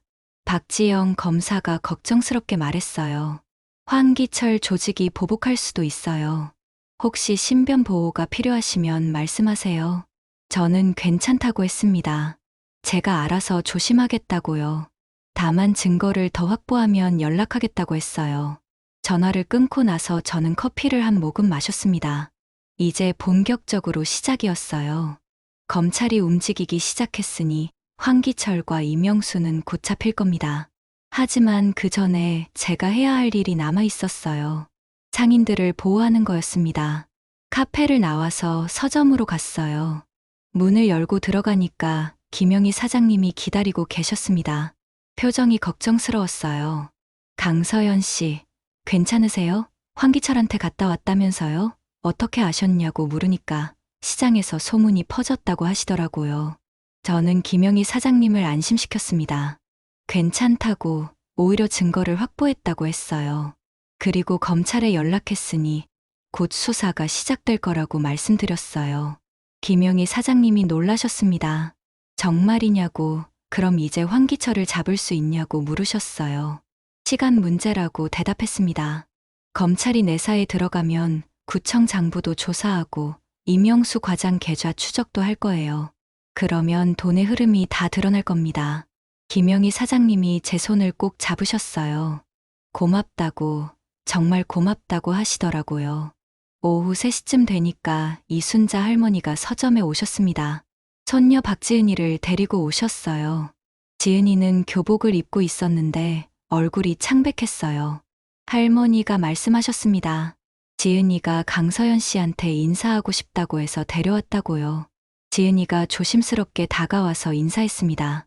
안녕하세요. 할머니한테 이야기 들었어요. 도와주신다고요. 저는 지은이 손을 잡았어요. 당연히 도와줘야지. 지은이는 아무 잘못도 없어. 지은이 눈에 눈물이 고였습니다. 저한테 스토킹한 남자 이름이 김태식이라고 했어요. 황기철 부하라고요. 3개월 동안 따라다니면서 무서운 말을 많이 했대요. 혼자 다니지 말라고, 자기가 지켜주겠다고 했다는 거예요. 경찰에 신고했지만 증거가 없다고 했고요. 저는 지은이한테 약속했습니다. 김태식도 꼭 처벌받게 만들겠다고요. 다시는 지은이한테 접근하지 못하게 하겠다고 했어요. 지은이가 고개를 끄덕이면서 물었습니다. 정말 가능해요? 저는 자신있게 대답했어요. 가능해. 엄마가 검사였거든. 지은이와 할머니가 돌아가시고 나서 저는 노트북을 켰습니다. 김태식에 대한 정보를 더 찾아봐야 했어요. 인터넷 기사를 검색하다가 흥미로운 걸 발견했습니다. 김태식이 1년 전에 성추행 혐의로 고소당한 적이 있었어요. 하지만 피해자가 합의를 해줘서 고소 취하됐다고 나와 있었습니다. 이건 전형적인 패턴이었어요. 조폭들이 피해자를 협박해서 합의를 강요하는 거죠. 지은이도 똑같은 상황이었을 겁니다. 하지만 이번에는 제가 있었어요. 저는 박지영 검사한테 다시 전화를 걸었습니다. 김태식이라는 사람에 대해서도 조사해달라고 했어요. 스토킹 피해자가 있다고, 증언을 확보할 수 있다고 말했습니다. 박지영 검사가 알겠다고 했어요. 김태식도 함께 수사하겠다고요. 저녁 6시에 서점 문을 닫고 집으로 갔습니다. 민준이가 학원에서 돌아와 있었어요. 제 모습을 보더니 달려와서 안기더라고요. 엄마, 괜찮아요? 오늘 위험한 일 없었어요? 저는 민준이를 꼭 안아줬습니다. 괜찮아. 엄마 아무렇지도 않아. 저녁을 먹으면서 민준이한테 말했어요. 오늘 좋은 일이 있었다고요. 나쁜 사람들을 잡을 수 있는 증거를 확보했다고 했습니다. 민준이가 정말이냐고 물었어요. 그럼 이제 끝난 거냐고요. 저는 고개를 끄덕였습니다. 거의 다 끝났다고요. 민준이가 안도의 한숨을 쉬었어요. 다행이다. 엄마가 다치지 않아서 다행이에요. 저는 민준이 머리를 쓰다듬어 주면서 말했습니다. 민준이 덕분이야. 민준이가 빌려준 녹음기로 결정적인 증거를 확보했거든. 민준이가 뿌듯한 표정을 지었어요. 저녁을 먹고 나서 민준이가 방으로 들어갔어요. 저는 서재로 가서 오늘 확보한 증거들을 정리했습니다. 녹음 파일을 여러 곳에 백업하고 황기철과 임영수 관련 자료들도 파일로 만들었어요. 검찰에서 요청하면 바로 넘길 수 있도록요. 밤 10시쯤 박지영 검사한테서 문자가 왔어요. 내일 오전에 구청 압수수색 들어갑니다. 영장 발부받았어요. 선배님 덕분입니다. 제 심장이 빠르게 뛰었습니다. 드디어 시작되는 거예요. 검찰의 본격 수사가요. 저는 답장을 보냈습니다. 수고해. 혹시 도움 필요하면 언제든 연락해. 박지영 검사가 답장을 보냈어요. 선배님이 최고의 도움이셨어요. 증거 확보 완벽했습니다. 저는 미소를 지었습니다. 15년 동안 검사로 일한 보람이 있었어요. 침대에 누워서도 잠이 오지 않았습니다. 내일 구청 압수수색이 시작되면 임영수 과장은 어떤 반응을 보일까요? 그리고 황기철은요? 아마 당황할 겁니다. 자기들이 안전하다고 생각했을 테니까요. 남편 재훈이 생각이 났습니다. 재훈이가 살아있었다면 정말 자랑스러워했을 거예요. 저도 재훈이처럼 약자를 지키고 있으니까요. 재훈아, 보고 있어? 나 잘하고 있지? 마음속으로 재훈이한테 말을 걸었어요. 새벽 1시쯤 되어서야 겨우 잠이 들었습니다. 꿈속에서 재훈이가 웃고 있었어요. 그리고 제게 엄지손가락을 치켜 세우더라고요. 잘했어, 서연아. 꿈이었지만 재훈이 목소리가 선명하게 들렸습니다. 따뜻한 꿈이었어요. 꺼냈습니다. 빨간불이 깜빡이고 있었어요. 제대로 녹음되고 있었던 겁니다. 저는 안도의 한숨을 쉬었어요. 카페 직원한테 아메리카노 한 잔을 주문했습니다. 커피를 마시면서 녹음 파일을 확인했어요. 황기철의 목소리가 선명하게 들렸습니다. 구청 도시재생과장 임영수, 한 달에 500만 원, 재개발 반대 상인 설득, 모든 게 녹음되어 있었어요. 이제 박지영 검사한테 연락할 때가 됐습니다. 저는 휴대폰을 꺼내서 명함에 적힌 번호로 전화를 걸었어요. 벨이 3번 울리고 나서 여자 목소리가 들렸습니다. 여보세요? 박지영입니다. 7년 만에 듣는 후배 목소리였어요. 지영아, 나 강서연이야. 전화 반대편에서 잠시 침묵이 흘렀습니다. 그러다 박지영 검사가 놀란 목소리로 말했어요. 선배님? 강서연 선배님 맞으세요? 정말 오랜만이네요. 어떻게 지내세요? 저는 간단하게 안부를 나눴습니다. 잘 지낸다고요. 하지만 곧바로 본론으로 들어갔어요. 지영아, 도움이 필요해. 부평구 재개발 비리 사건인데 구청 공무원이랑 조폭이 연루되어 있어. 박지영 검사의 목소리가 진지해졌습니다. 선배님, 자세히 말씀해 주세요. 저는 지금까지 있었던 일들을 설명했습니다. 황기철 조직이 시장 상인들한테서 보호비를 갈취한 것, 구청 도시재생과장 임영수가 배후에 있다는 것, 그리고 방금 전에 확보한 녹음 증거까지요. 박지영 검사가 진지하게 들었어요. 선배님, 그 녹음 파일 저한테 보내주실 수 있으세요? 저는 바로 파일을 전송했습니다. 박지영 검사가 파일을 봤더니 잠시 조용해졌어요. 아마 듣고 있는 것 같았습니다. 1분쯤 지나서 박지영 검사가 다시 말했어요. 선배님, 이거 결정적 증거입니다. 황기철이 직접 임영수 과장 이름을 거론했고 돈 받은 것까지 자백했네요. 제 심장이 빠르게 뛰었습니다. 그럼 수사 가능하냐고 물었어요. 박지영 검사가 대답했습니다. 당연하죠. 지금 바로 내사 착수하겠습니다. 하지만 선배님, 조심하셔야 합니다. 박지영 검사가 걱정스럽게 말했어요. 황기철 조직이 보복할 수도 있어요. 혹시 신변 보호가 필요하시면 말씀하세요. 저는 괜찮다고 했습니다.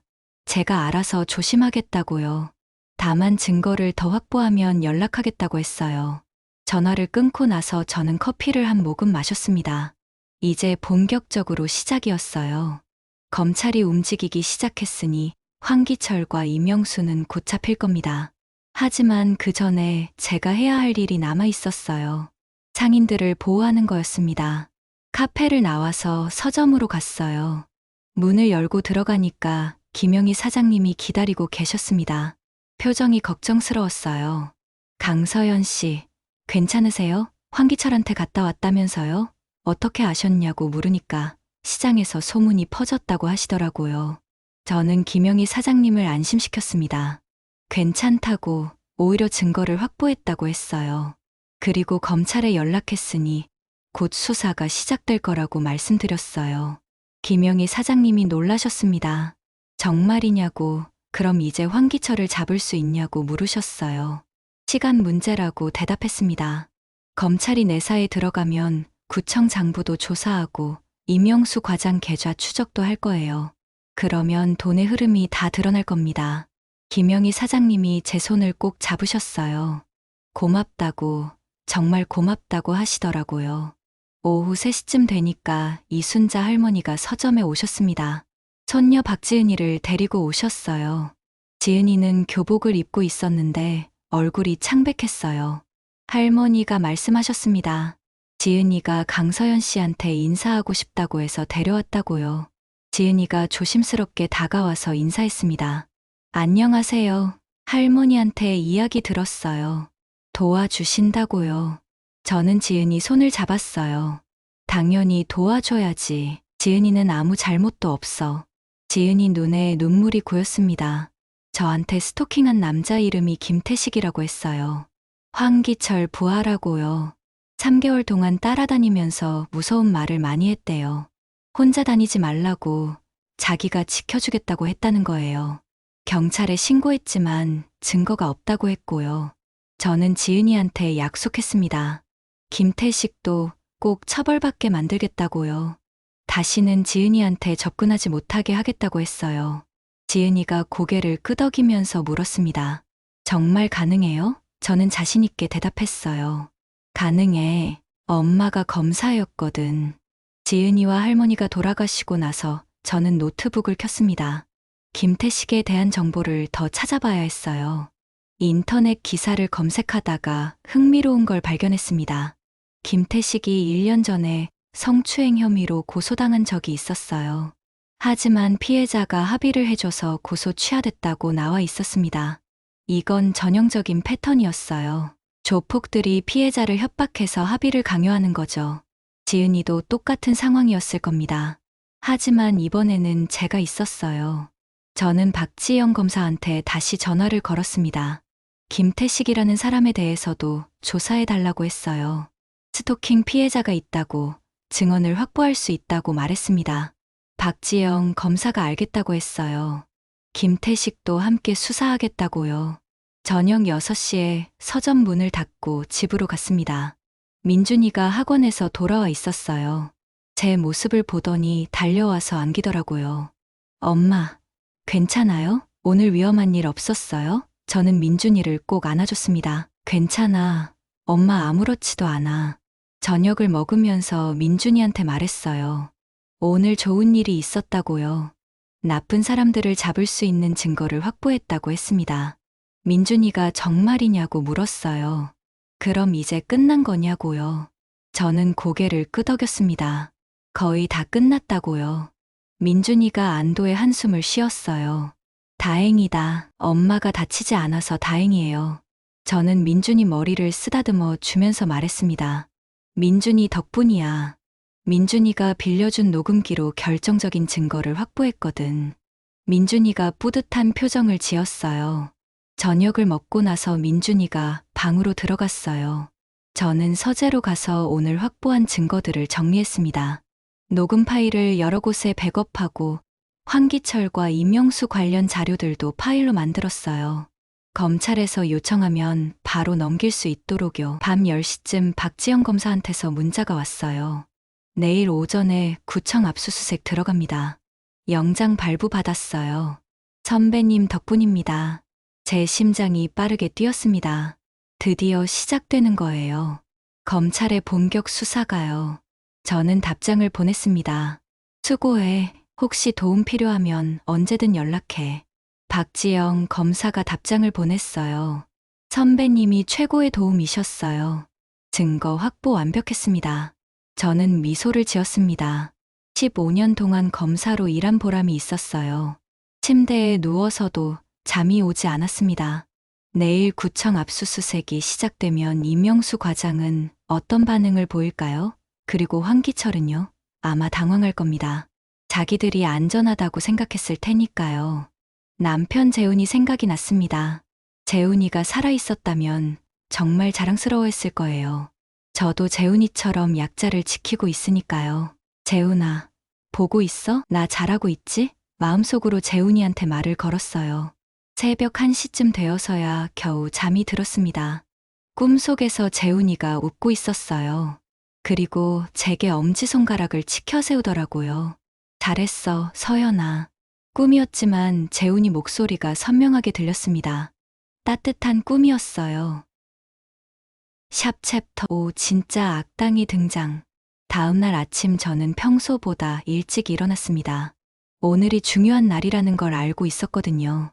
구청 압수수색이 시작되는 날이었어요. 민준이 도시락을 싸면서도 마음이 들떠 있었습니다. 드디어 정의가 실현되는 날이니까요. 민준이가 일어나서 식탁에 앉았어요. 엄마, 오늘 기분 좋아 보여요. 제 표정을 보고 눈치챈 거예요. 저는 웃으면서 대답했습니다. 오늘 좋은 일이 있을 것 같아. 민준이도 따라서 웃었어요. 그럼 다행이다. 엄마가 웃는 거 오랜만이에요.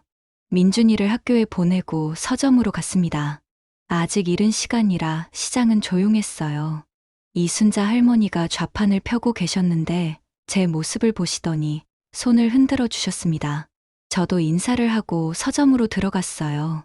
오전 9시쯤 되니까 박지영 검사한테서 문자가 왔습니다. 지금 구청 도착했습니다.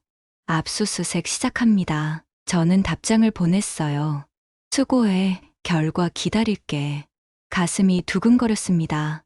이명수 과장 사무실에서 어떤 증거들이 나올까요? 1시간쯤 지났을 때 김영희 사장님이 급하게 서점으로 들어오셨습니다.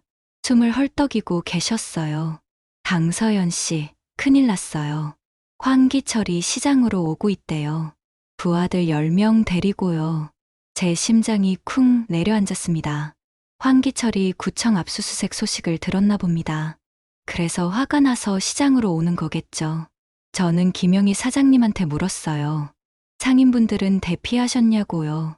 사장님이 고개를 저으셨습니다. 다들 겁먹어서 가게 문 닫고 숨어 있대요. 저는 재빨리 판단했습니다. 경찰을 불러야 했어요. 112에 전화를 걸었습니다. 부평구 재래시장에서 조폭들이 난동을 부리려고 한다고 신고했어요. 경찰이 10분 안에 도착하겠다고 했습니다. 하지만 10분이면 늦을 수도 있었어요. 저는 김영희 사장님한테 말씀드렸습니다. 사장님은 안전한 곳으로 가세요. 저는 여기서 황기철을 맡겠습니다. 김영희 사장님이 안 된다고 위험하다고 하셨어요. 하지만 저는 이미 결심했습니다. 상인들을 지켜야 했어요. 5분쯤 지나자 시장 입구 쪽에서 소란스러운 소리가 들렸습니다. 황기철 목소리였어요. 강서연 어디 있어? 나와. 저는 서점 문을 열고 밖으로 나갔습니다. 황기철이 부하 10명과 함께 서 있었어요. 얼굴이 새빨갛게 달아올라 있었습니다. 황기철이 저를 보더니 걸어왔어요. 내가 검찰에 신고했지? 지금 구청에서 난리가 났어. 다 내 짓이지? 저는 침착하게 대답했습니다. 제가 한 게 아니라 당신들이 범죄를 저질러서 그런 겁니다. 황기철이 주먹을 불끈 쥐었어요. 이 여자가 끝까지. 황기철이 부하들한테 눈짓했습니다. 부하들이 저를 둘러쌌어요. 저는 휴대폰을 꺼내서 녹음을 시작했습니다.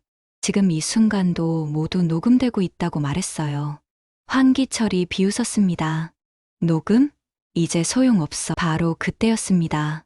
고급 세단 한 대가 시장 입구에 멈춰 섰어요. 차에서 양복 입은 남자가 내렸습니다. 50대 초반으로 보였는데 인상이 날카로웠어요. 황기철이 그 남자를 보더니 표정이 변했습니다. 과장님? 그 남자가 바로 이명수 과장이었습니다. 구청에서 압수수색 당하는 와중에 여기까지 온 거예요. 이명수 과장이 황기철한테 다가가서 뭐라고 속삭였습니다. 황기철이 고개를 끄덕이더니 부하들을 뒤로 물렸어요. 이명수 과장이 제게 다가왔습니다. 강서연 씨 맞습니까? 목소리는 공손했지만 눈빛은 차가웠어요. 저는 대답했습니다. 네, 그런데 누구시죠? 이명수 과장이 명함을 꺼내서 건넸어요. 부평구청 도시재생과장 이명수입니다. 저는 명함을 받지 않았습니다. 이명수 과장은 명함을 주머니에 다시 넣으면서 말했어요. 오늘 오전에 검찰에서 우리 사무실에 압수수색을 나왔습니다. 강서연 씨가 신고하셨다면서요? 저는 인정했습니다. 네, 제가 검찰에 제보했습니다. 이명수 과장이 한숨을 쉬었어요. 강서연 씨, 오해가 있으신 것 같습니다. 황기철과 저는 아무 관계도 없어요. 저는 코웃음을 쳤습니다. 황기철이 직접 당신 이름을 거론했습니다. 녹음도 되어 있고요. 이명수 과장의 표정이 굳어졌어요. 그건 황기철이 거짓말한 겁니다. 이명수 과장이 말했어요. 저는 공무원입니다. 조폭과 일할 리가 없잖아요. 하지만 저는 이미 모든 걸 알고 있었습니다. 재개발 보상금 산정 기준이 시세보다 30% 낮다는 것, 그 차액이 어디로 갔는지도요. 저는 이명수 과장한테 물었습니다. 그럼 재개발 보상금이 왜 시세보다 낮게 책정됐습니까? 이명수 과장이 잠시 망설이더니 대답했어요. 그건 예산 문제 때문입니다. 구청 예산이 부족해서요. 거짓말이었어요. 저는 이미 자료를 확인했거든요. 저는 단호하게 말했습니다. 거짓말하지 마세요. 구청 예산 자료 확인했습니다. 재개발 예산은 충분했어요. 차액은 당신 주머니로 들어간 거죠. 이명수 과장의 얼굴이 창백해졌습니다. 뭐라고? 당신이 무슨 권한으로 구청 자료를? 공개된 자료입니다. 저는 차분하게 대답했어요. 누구나 열람 가능한 자료예요. 이명수 과장이 말문이 막혔습니다. 황기철이 옆에서 조마조마하게 지켜보고 있었어요. 저는 계속 말했습니다. 검찰에서 계좌 추적하면 다 드러날 겁니다. 이명수 과장이 표정을 바꿨어요. 갑자기 웃더라고요. 강서연 씨, 당신 똑똑하시네요. 역시 전직 검사답습니다. 목소리 톤이 완전히 바뀌었어요. 이제는 위협적이었습니다. 하지만 한 가지 간과하신 게 있어요. 뭡니까? 저는 물었습니다. 이명수 과장이 한 걸음 더 다가왔어요. 당신 혼자서는 아무것도 못합니다. 검찰이 수사한다고 해도 증거가 충분하지 않으면 기소할 수 없어요. 그리고 저는 변호사도 여럿 알고 위에 사람들도 알거든요. 저는 흔들리지 않았습니다. 증거는 충분합니다. 황기철 자백, 피해자 진술, 계좌 추적 자료까지요. 이명수 과장이 비웃었어요. 그 정도로 부족해요.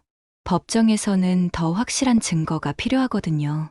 바로 그 순간 사이렌 소리가 들렸습니다. 경찰차 3대가 시장 입구에 도착했어요. 경찰관들이 우르르 내렸습니다. 저는 안도의 한숨을 쉬었어요. 경찰관이 다가오면서 물었습니다. 신고하신 분이 누구십니까? 제가 신고했습니다. 저는 경찰관한테 상황을 설명했어요. 황기철 조직이 시장에서 난동을 부리려고 했다고요. 경찰관이 황기철을 쳐다봤습니다. 당신이 황기철입니까? 황기철이 대답하지 않았어요. 대신 이명수 과장이 나섰습니다. 경찰관님, 오해입니다. 이명수 과장이 명함을 꺼내서 보여줬어요. 저는 구청 공무원입니다. 여기 황기철 씨와 이야기하러 온 것뿐이에요. 난동 같은 건 없었습니다. 경찰관이 저를 쳐다봤어요. 정말 난동이 있었습니까? 저는 솔직하게 대답했습니다. 아직 실제 난동은 없었지만 협박이 있었습니다. 저한테 둘러싸서 위협했어요. 경찰관이 황기철한테 물었습니다. 사실입니까? 황기철이 고개를 저었어요. 아니요, 그냥 이야기하러 온 것뿐입니다. 경찰관이 난처한 표정을 지었어요. 실제 폭력이나 재물 손괴가 없으면 처벌하기 어렵다고 하더라고요. 저는 녹음 파일이 있다고 말했습니다.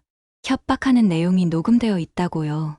경찰관이 나중에 경찰서로 와서 진술하라고 했어요.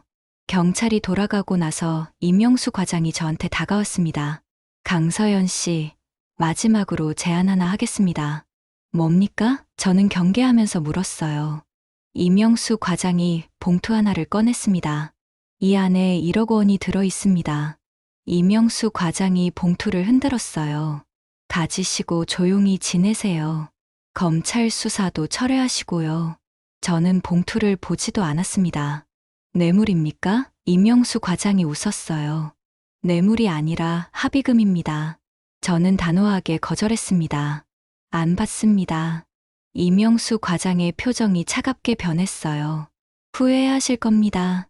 당신 아들 민준이는 금성중학교 다니죠? 제 온몸에 소름이 돋았습니다. 또 민준이를 건드리려는 거예요. 저는 참지 못하고 소리쳤습니다. 감히 내 아들을 건드려? 임영수 과장이 비웃었어요. 건드리는 게 아니라 걱정하는 겁니다. 학교 가는 길이 위험할 수도 있잖아요. 명백한 협박이었어요. 저는 휴대폰을 들었습니다. 지금 미성년자 협박했습니다. 녹음됐고요. 임영수 과장이 봉투를 다시 주머니에 넣으면서 말했어요. 녹음하세요. 마음껏 녹음하세요. 하지만 법정에서는 정황 증거만으로는 부족합니다. 직접적인 협박이 아니면 처벌하기 어려워요. 임영수 과장이 황기철한테 눈짓했습니다. 황기철과 부하들이 따라서 걸어갔어요. 임영수 과장이 차에 타기 전에 저를 돌아보면서 말했습니다. 강서연 씨, 현명한 선택하세요. 이게 마지막 기회입니다. 차가 떠나고 시장이 다시 조용해졌습니다. 저는 그 자리에 서서 멍하니 차가 사라지는 걸 지켜봤어요. 손이 떨리고 있었습니다. 분노 때문이었어요. 민준이를 협박하다니요. 이건 절대 용서할 수 없었습니다.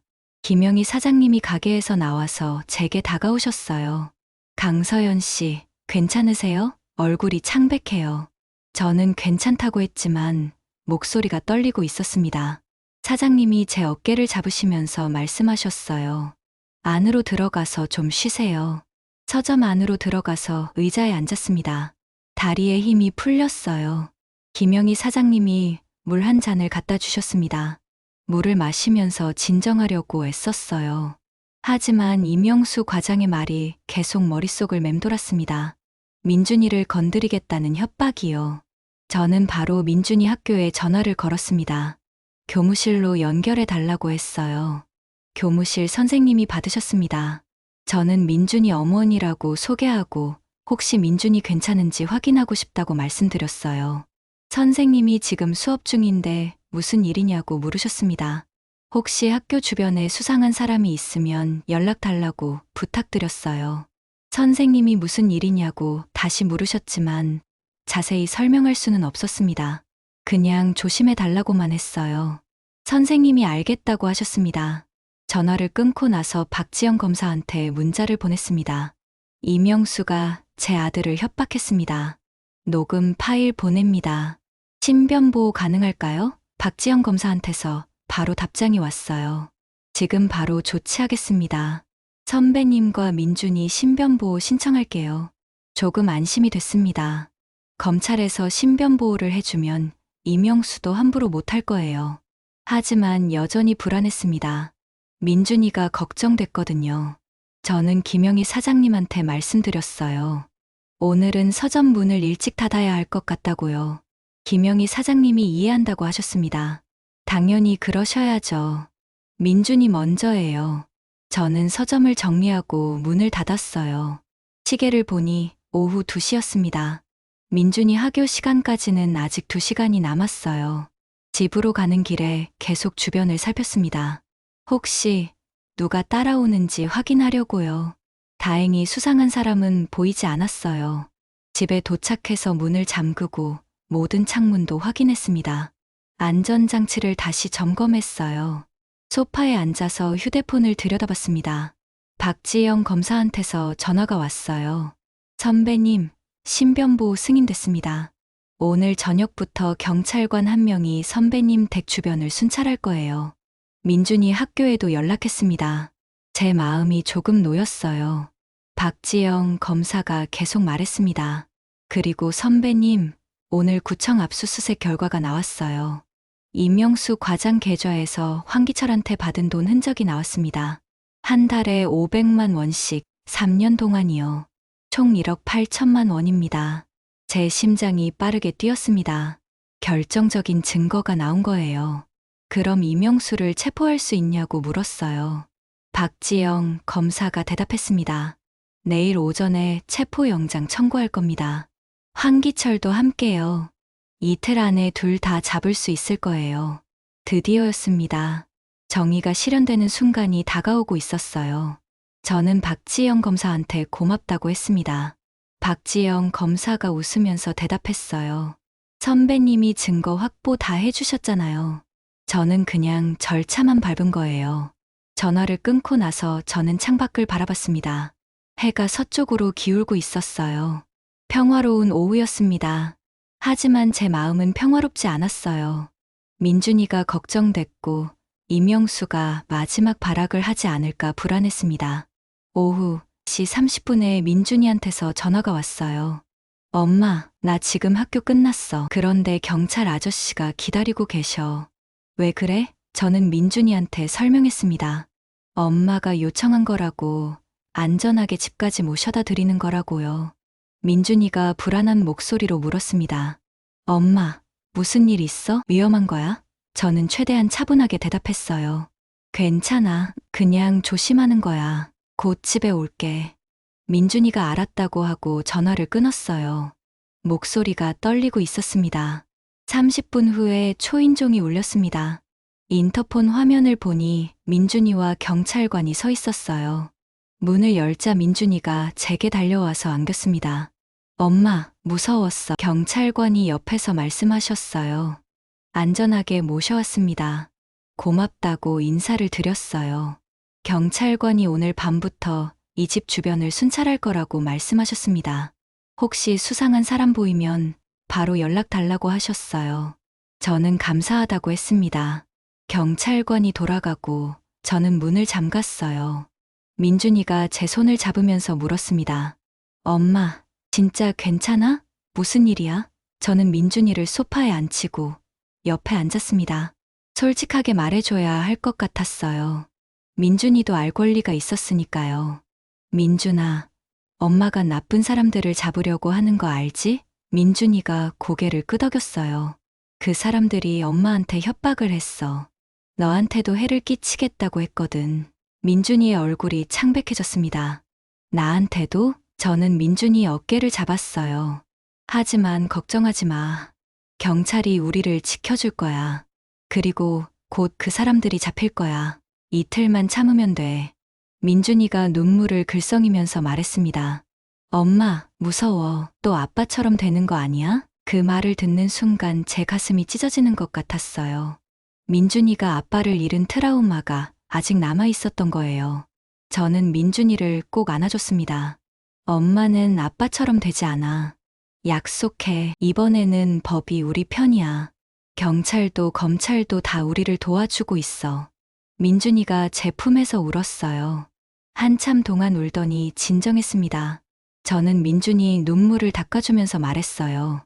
민준아, 엄마가 이 일을 끝까지 하는 이유 알아? 민준이가 고개를 저었어요. 너처럼 약한 사람들이 괴롭힘 당하지 않는 세상을 만들고 싶어서야. 저는 민준이 눈을 바라보면서 말했습니다. 시장 할머니들, 지은이 언니 같은 사람들이 더 이상 무서워하지 않도록요. 그래야 너도 안전하게 살 수 있어. 민준이가 고개를 끄덕였어요. 알겠어요, 엄마. 그래도 엄마가 다치면 안 돼요. 저는 약속했습니다. 엄마 안 다쳐. 조심할게. 민준이가 제 손을 꼭 잡았습니다. 엄마, 사랑해요. 저도 사랑한다고 했어요. 저녁을 먹으면서 민준이가 조금씩 밝아졌어요. 제가 민준이 좋아하는 이야기를 해줬거든요. 어렸을 때 아빠랑 놀이공원 갔던 이야기요. 민준이가 웃으면서 기억난다고 했어요. 롤러코스터 타고 아빠가 소리 질렀던 거요. 밥을 다 먹고 설거지를 하는데 민준이가 부엌으로 왔습니다. 엄마, 나도 도와줄게요. 민준이가 설거지를 같이 했어요. 같이 설거지를 하면서 이야기를 나눴습니다. 학교 이야기, 친구들 이야기요. 평범한 대화였지만 마음이 따뜻해졌어요. 밤 9시쯤 되니까 박지영 검사한테서 전화가 왔습니다. 선배님, 내일 오전 10시에 이명수 체포합니다. 황기철도 동시에요. 영장 발부받았어요. 제 심장이 빠르게 뛰었습니다. 드디어 내일이구나 싶었어요. 민준이를 재우고 나서 저는 서재로 갔습니다. 지금까지 모은 증거들을 다시 한번 확인했어요. 녹음 파일들, 사진들, 계좌 추적 자료들까지요. 모든 게 완벽했습니다. 이명수도 황기철도 빠져나갈 수 없을 거예요. 침대에 누웠지만 잠이 오지 않았습니다. 내일이면 모든 게 끝나는 거예요. 이명수와 황기철이 체포되면 시장 상인들도 평화롭게 살 수 있을 겁니다. 지은이도 다시 학교에 다닐 수 있고요. 남편 재훈이 생각이 났습니다. 재훈아, 나 거의 다 왔어. 내일이면 끝이야. 내가 못다한 일을 내가 하고 있어. 마음속으로 재훈이한테 말을 걸었어요. 재훈이 목소리가 들리는 것 같았습니다. 잘했어, 서연아. 정말 잘했어. 새벽 2시쯤 되어서야 겨우 잠이 들었습니다. 꿈속에서 민준이가 웃고 있었어요. 그리고 재훈이도 함께 웃고 있었습니다. 우리 셋이 함께 걷고 있었어요. 햇살이 따뜻한 길이었습니다. 평화로운 꿈이었어요. 다음 날 아침 저는 일찍 일어났습니다. 오늘이 결정적인 날이라는 걸 알고 있었어요. 이명수와 황기철이 체포되는 날이었습니다. 민준이 도시락을 싸면서도 마음이 떨렸어요. 긴장 때문이었습니다. 민준이가 일어나서 식탁에 앉았어요.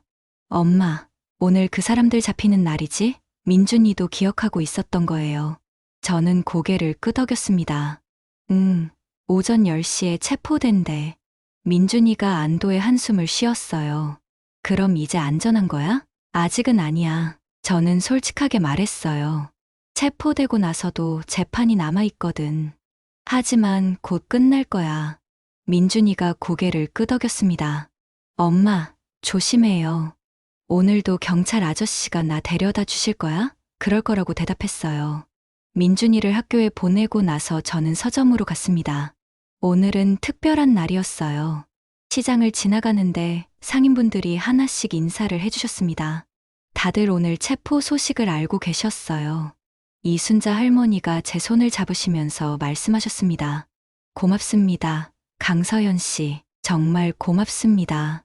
할머니의 눈에 눈물이 고여 있었어요. 저는 할머니를 안심시켰습니다.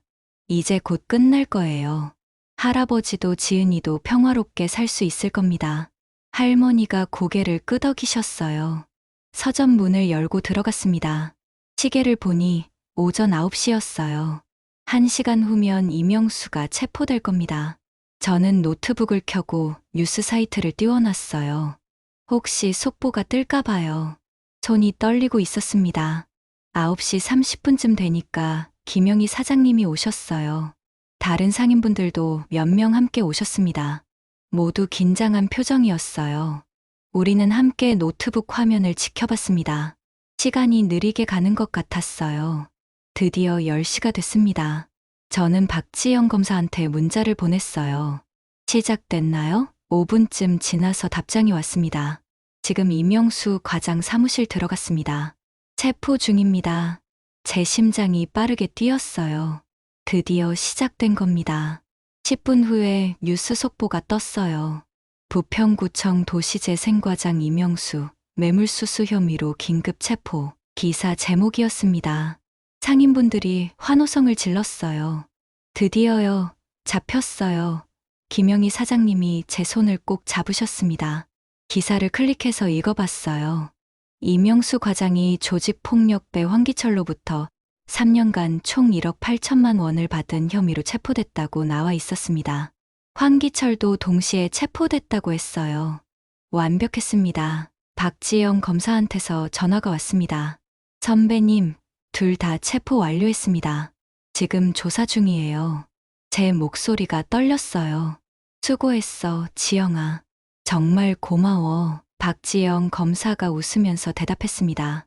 선배님 덕분이에요. 선배님이 증거 다 만들어 주셨잖아요. 전화를 끊고 나서 저는 상인분들을 바라봤습니다. 모두 눈물을 흘리고 계셨어요. 기쁨의 눈물이었습니다. 3년 동안 괴롭힘을 당했던 분들이에요. 이제 드디어 평화가 찾아온 겁니다. 이순자 할머니가 제게 다가오셨어요.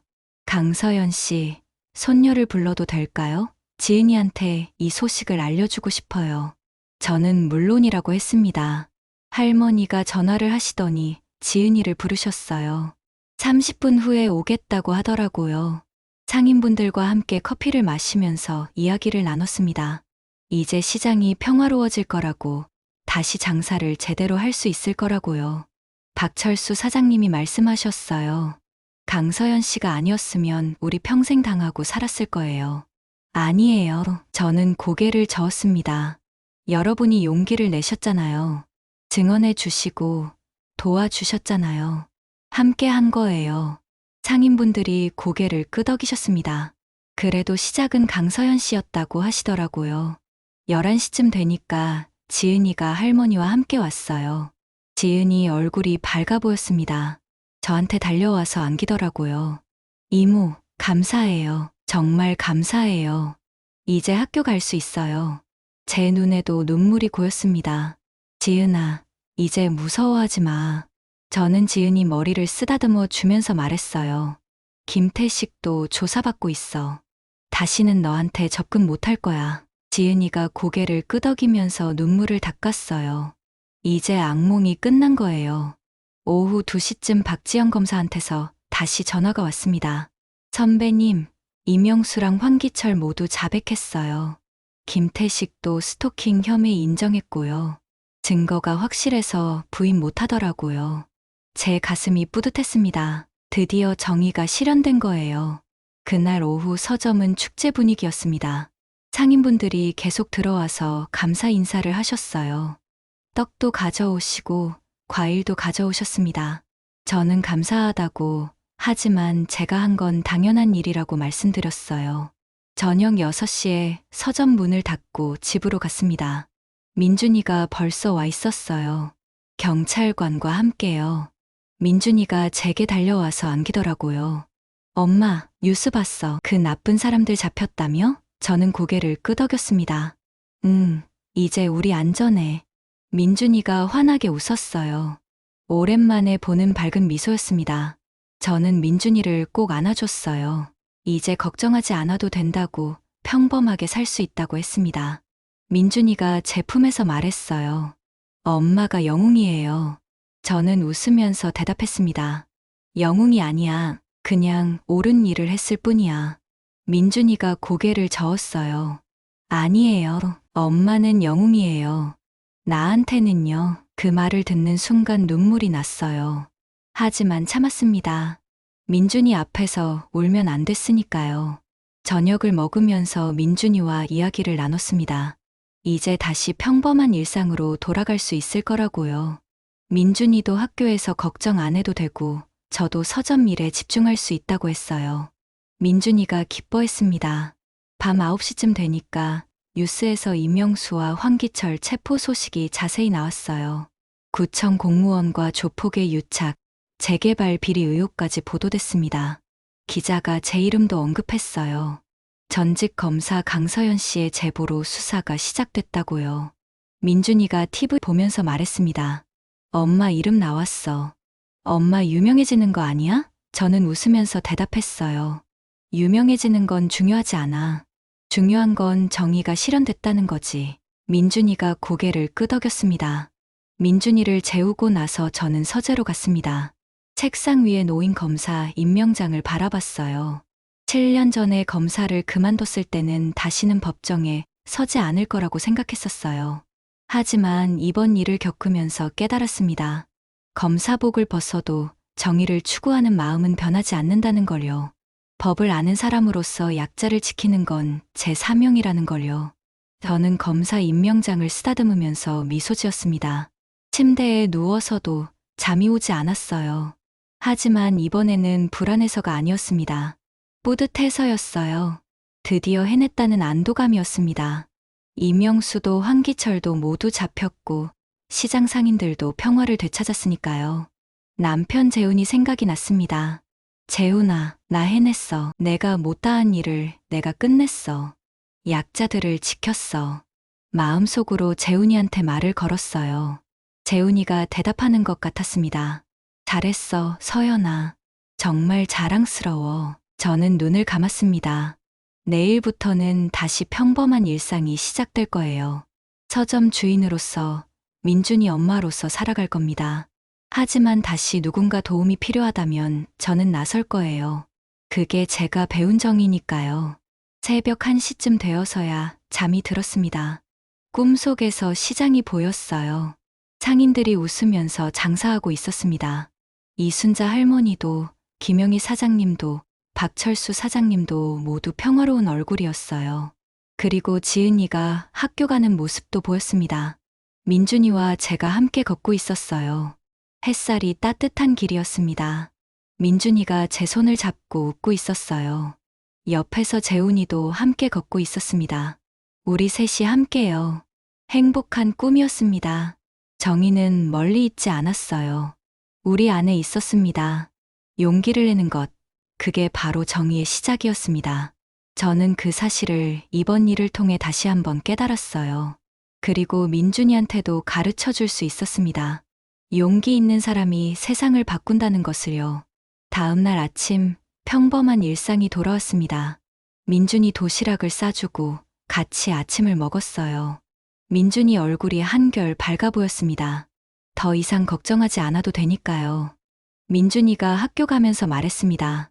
엄마, 오늘부터는 경찰 아저씨 없이 혼자 갈 수 있지? 그렇지. 저는 웃으면서 대답했어요. 이제 안전하니까. 하지만 조심해서 다녀와. 민준이가 알았다고 하고 집을 나섰습니다. 뒷모습이 당당해 보였어요. 더 이상 무서워하지 않는 아이의 모습이었습니다. 서점으로 가는 길에 시장을 지나갔어요. 상인분들이 평소처럼 장사 준비를 하고 계셨습니다.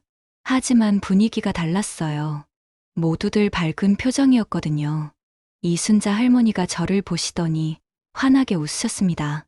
강서연 씨, 덕분에 어젯밤 푹 잤어요. 3년 만에 처음이에요. 할머니의 말씀에 제 가슴이 따뜻해졌습니다. 저는 할머니 손을 잡았어요. 이제 매일 푹 주무실 수 있을 거예요. 할머니가 고개를 끄덕이시면서 눈물을 글썽이셨습니다. 서점 문을 열고 들어가니까 책상 위에 편지 한 통이 놓여 있었어요. 누가 문틈으로 넣고 간 것 같았습니다. 편지를 열어보니까 지은이가 쓴 거였어요. 예쁜 글씨로 적혀 있었습니다. 강서연 이모께, 이모 덕분에 제가 다시 웃을 수 있게 됐어요. 3개월 동안 정말 무서웠는데 이제는 괜찮아요. 오늘부터 다시 학교에 갑니다. 친구들도 만나고 공부도 열심히 할 거예요. 이모처럼 용감한 사람이 되고 싶어요. 나중에 커서 저도 검사가 되고 싶어요. 약한 사람들을 도와주는 검사요. 정말 감사합니다. 박지은, 올림. 편지를 읽으면서 눈물이 났습니다. 이 아이가 다시 꿈을 꿀 수 있게 됐다는 게 너무 기뻤어요. 저는 편지를 조심스럽게 접어서 서랍에 넣어뒀습니다. 평생 간직하고 싶은 편지였어요. 오전 10시쯤 박지영 검사한테서 전화가 왔습니다. 선배님, 좋은 소식 있어요. 이명수랑 황기철 구속영장 발부됐어요. 둘 다 구속 수감됐습니다. 김태식도요. 제 마음이 후련해졌습니다. 이제 완전히 끝난 거예요. 지영아, 정말 수고 많았어. 저는 진심으로 감사 인사를 했어요. 박지영 검사가 웃으면서 대답했습니다. 선배님이야말로 수고하셨어요. 재판 때 증인으로 출석해 주셔야 할 수도 있어요. 괜찮으시죠? 당연하다고 대답했습니다. 오후에는 손님들이 많이 왔어요. 평소보다 서점이 북적였습니다. 뉴스를 보고 찾아온 분들이 많았거든요. 한 분이 말씀하셨어요. 강서연 씨 이야기 들었습니다. 정말 대단하세요. 저는 손사래를 치며 대답했어요. 당연한 일을 했을 뿐이에요. 하지만 손님들은 계속 칭찬해 주셨습니다. 용감하다고, 존경스럽다고요. 어떤 분은 책도 여러 권 사가셨어요. 서점 주인을 응원한다면서요. 저는 감사했지만 조금 부끄러웠습니다. 저는 그냥 옳은 일을 했을 뿐이었으니까요. 저녁 6시에 서점 문을 닫고 집으로 가는데 시장 상인분들이 모여 계셨어요. 제가 지나가자 박수를 쳐주셨습니다. 저는 당황했지만 감사하다고 인사했어요. 김영희 사장님이 앞으로 나오셨습니다. 강서연 씨, 우리가 준비한 게 있어요. 사장님이 플래카드를 펼치셨습니다. 거기에는 이렇게 적혀 있었어요. 강서연 씨, 우리의 영웅. 감사합니다. 제 눈에 눈물이 고였습니다. 영웅이 아니라고, 저는 그냥 이웃이라고 말하고 싶었지만 목이 메어서 말이 안 나왔어요. 상인분들이 하나씩 다가와서 인사를 해주셨습니다. 고맙다고, 덕분에 살았다고 하시더라고요. 저는 한 분 한 분 손을 잡으며 대답했어요. 이제 평화롭게 사세요. 다시는 이런 일 없을 거예요. 집에 도착하니까 민준이가 저녁 준비를 하고 있었어요. 깜짝 놀랐습니다. 민준이가 라면을 끓이고 있었거든요. 엄마 피곤할 것 같아서 내가 준비했어. 민준이의 말에 가슴이 뭉클했어요. 언제 이렇게 컸나 싶었습니다. 같이 라면을 먹으면서 이야기를 나눴어요. 민준이가 학교에서 있었던 일들을 말해줬습니다. 친구들이 엄마 이야기를 많이 물어봤다고 하더라고요. 엄마가 영웅이라고 자랑했다고요. 저는 웃으면서 민준이 머리를 쓰다듬어 줬습니다. 밤 9시쯤 되니까 뉴스에서 후속 보도가 나왔어요. 이명수 전 과장이 구속됐고 재개발 사업도 전면 재검토에 들어갔다고 합니다. 새로운 시행사를 공개 입찰로 선정할 예정이라고 나왔어요. 투명하게 진행될 거라는 보도였습니다. 기자가 시장 상인들 인터뷰도 내보냈어요. 이순자 할머니가 나오셨습니다. 강서연 씨 덕분에 우리가 살았어요. 3년 동안 괴롭힘 당했는데 이제 평화롭게 살 수 있게 됐어요. 할머니 목소리가 떨리고 있었습니다. 김영희 사장님도 나오셨어요. 강서연 씨는 우리의 영웅입니다. 검사 출신이지만 그냥 이웃으로 우리를 도와줬어요. 평생 잊지 못할 거예요. 사장님 눈에 눈물이 고여 있었습니다. 뉴스를 보면서 저는 생각했습니다. 제가 한 일이 이렇게 큰 영향을 미칠 줄 몰랐어요. 단지 옳은 일을 하려고 했을 뿐인데 많은 사람들한테 희망을 준 거예요. 그게 제일 뿌듯했습니다. 민준이를 재우고 나서 저는 서재로 갔습니다. 책상에 앉아서 지난 며칠을 돌아봤어요. 황기철을 처음 만났던 날부터 이명수와 대결했던 순간까지요. 모든 게 영화처럼 지나갔습니다. 남편 재훈이 사진을 꺼내서 봤어요. 결혼식 때 찍은 사진이었습니다. 재훈이가 환하게 웃고 있었어요. 저는 사진을 쓰다듬으면서 말했습니다. 재훈아, 우리 약속 지켰어. 약자를 지키겠다던 약속 말이야. 재훈이가 대답하는 것 같았어요. 잘했어, 서연아. 나도 자랑스러워. 저는 사진을 가슴에 안았습니다. 재훈이가 옆에 있는 것 같았어요. 따뜻한 느낌이었습니다. 침대에 누워서 천장을 바라봤습니다. 이제 모든 게 끝났어요. 하지만 동시에 새로운 시작이기도 했습니다. 저는 다시 깨달았어요. 검사복을 입지 않아도, 법정에 서지 않아도 정의를 실현할 수 있다는 걸요. 중요한 건 용기였어요. 불의를 보고 가만히 있지 않는 용기요. 그리고 끝까지 포기하지 않는 끈기였습니다. 그게 있다면 누구나 세상을 바꿀 수 있어요. 저처럼요. 눈을 감으니까 평화로운 장면들이 떠올랐습니다.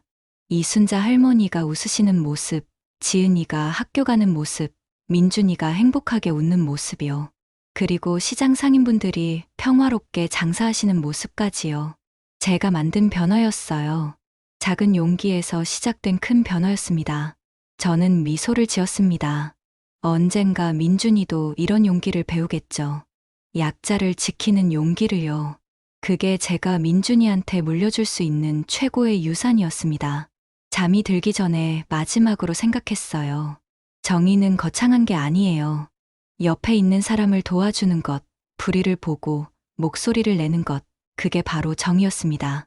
그리고 그건 누구나 할 수 있는 거예요. 저는 편안하게 잠들었습니다. 더 이상 악몽도 없고 불안함도 없었어요. 대신 따뜻한 꿈을 꿨습니다. 민준이와 함께 걷는 꿈이었어요. 햇살이 따뜻하게 비추는 길을 걸으면서 민준이가 제 손을 잡고 웃고 있었습니다. 그 꿈속에서 재훈이도 함께 걷고 있었어요. 우리 셋이 함께요. 행복한 가족의 모습이었습니다. 비록 재훈이는 이 세상에 없지만 제 마음속에는 영원히 살아있을 거예요. 그리고 그 사랑이 저를 용기 있게 만들었습니다. 새벽 햇살이 창문으로 들어왔습니다. 새로운 하루가 시작되는 거예요. 저는 눈을 뜨고 미소 지었습니다. 오늘도 서점 문을 열고 민준이 도시락을 싸주고 평범한 일상을 살아갈 거예요. 하지만 이제 저는 알아요. 평범한 일상 속에서도 정의를 실천할 수 있다는 걸요. 그리고 작은 용기가 세상을 바꿀 수 있다는 것도요. 그게 제가 이번 일을 통해 배운 가장 큰 교훈이었습니다. 강서연의 이야기는 여기서 끝납니다. 하지만 정의를 향한 여정은 계속될 거예요. 부평구 시장에서는 물론이고 이 세상 어디에서든요. 왜냐하면 정의는 특별한 사람들만 하는 게 아니니까요. 용기 있는 평범한 사람들이 만들어가는 거니까요. 여러분도 할 수 있습니다. 불의를 보면 목소리를 내세요. 약자가 괴롭힘 당하면 손을 내밀어 주세요. 그 작은 용기가 누군가의 인생을 바꿀 수 있어요. 저처럼요. 정의는 멀리 있지 않습니다. 바로 여러분 안에 있어요. 그 용기를 꺼내서 사용하세요. 세상은 여러분의 작은 용기를 기다리고 있습니다.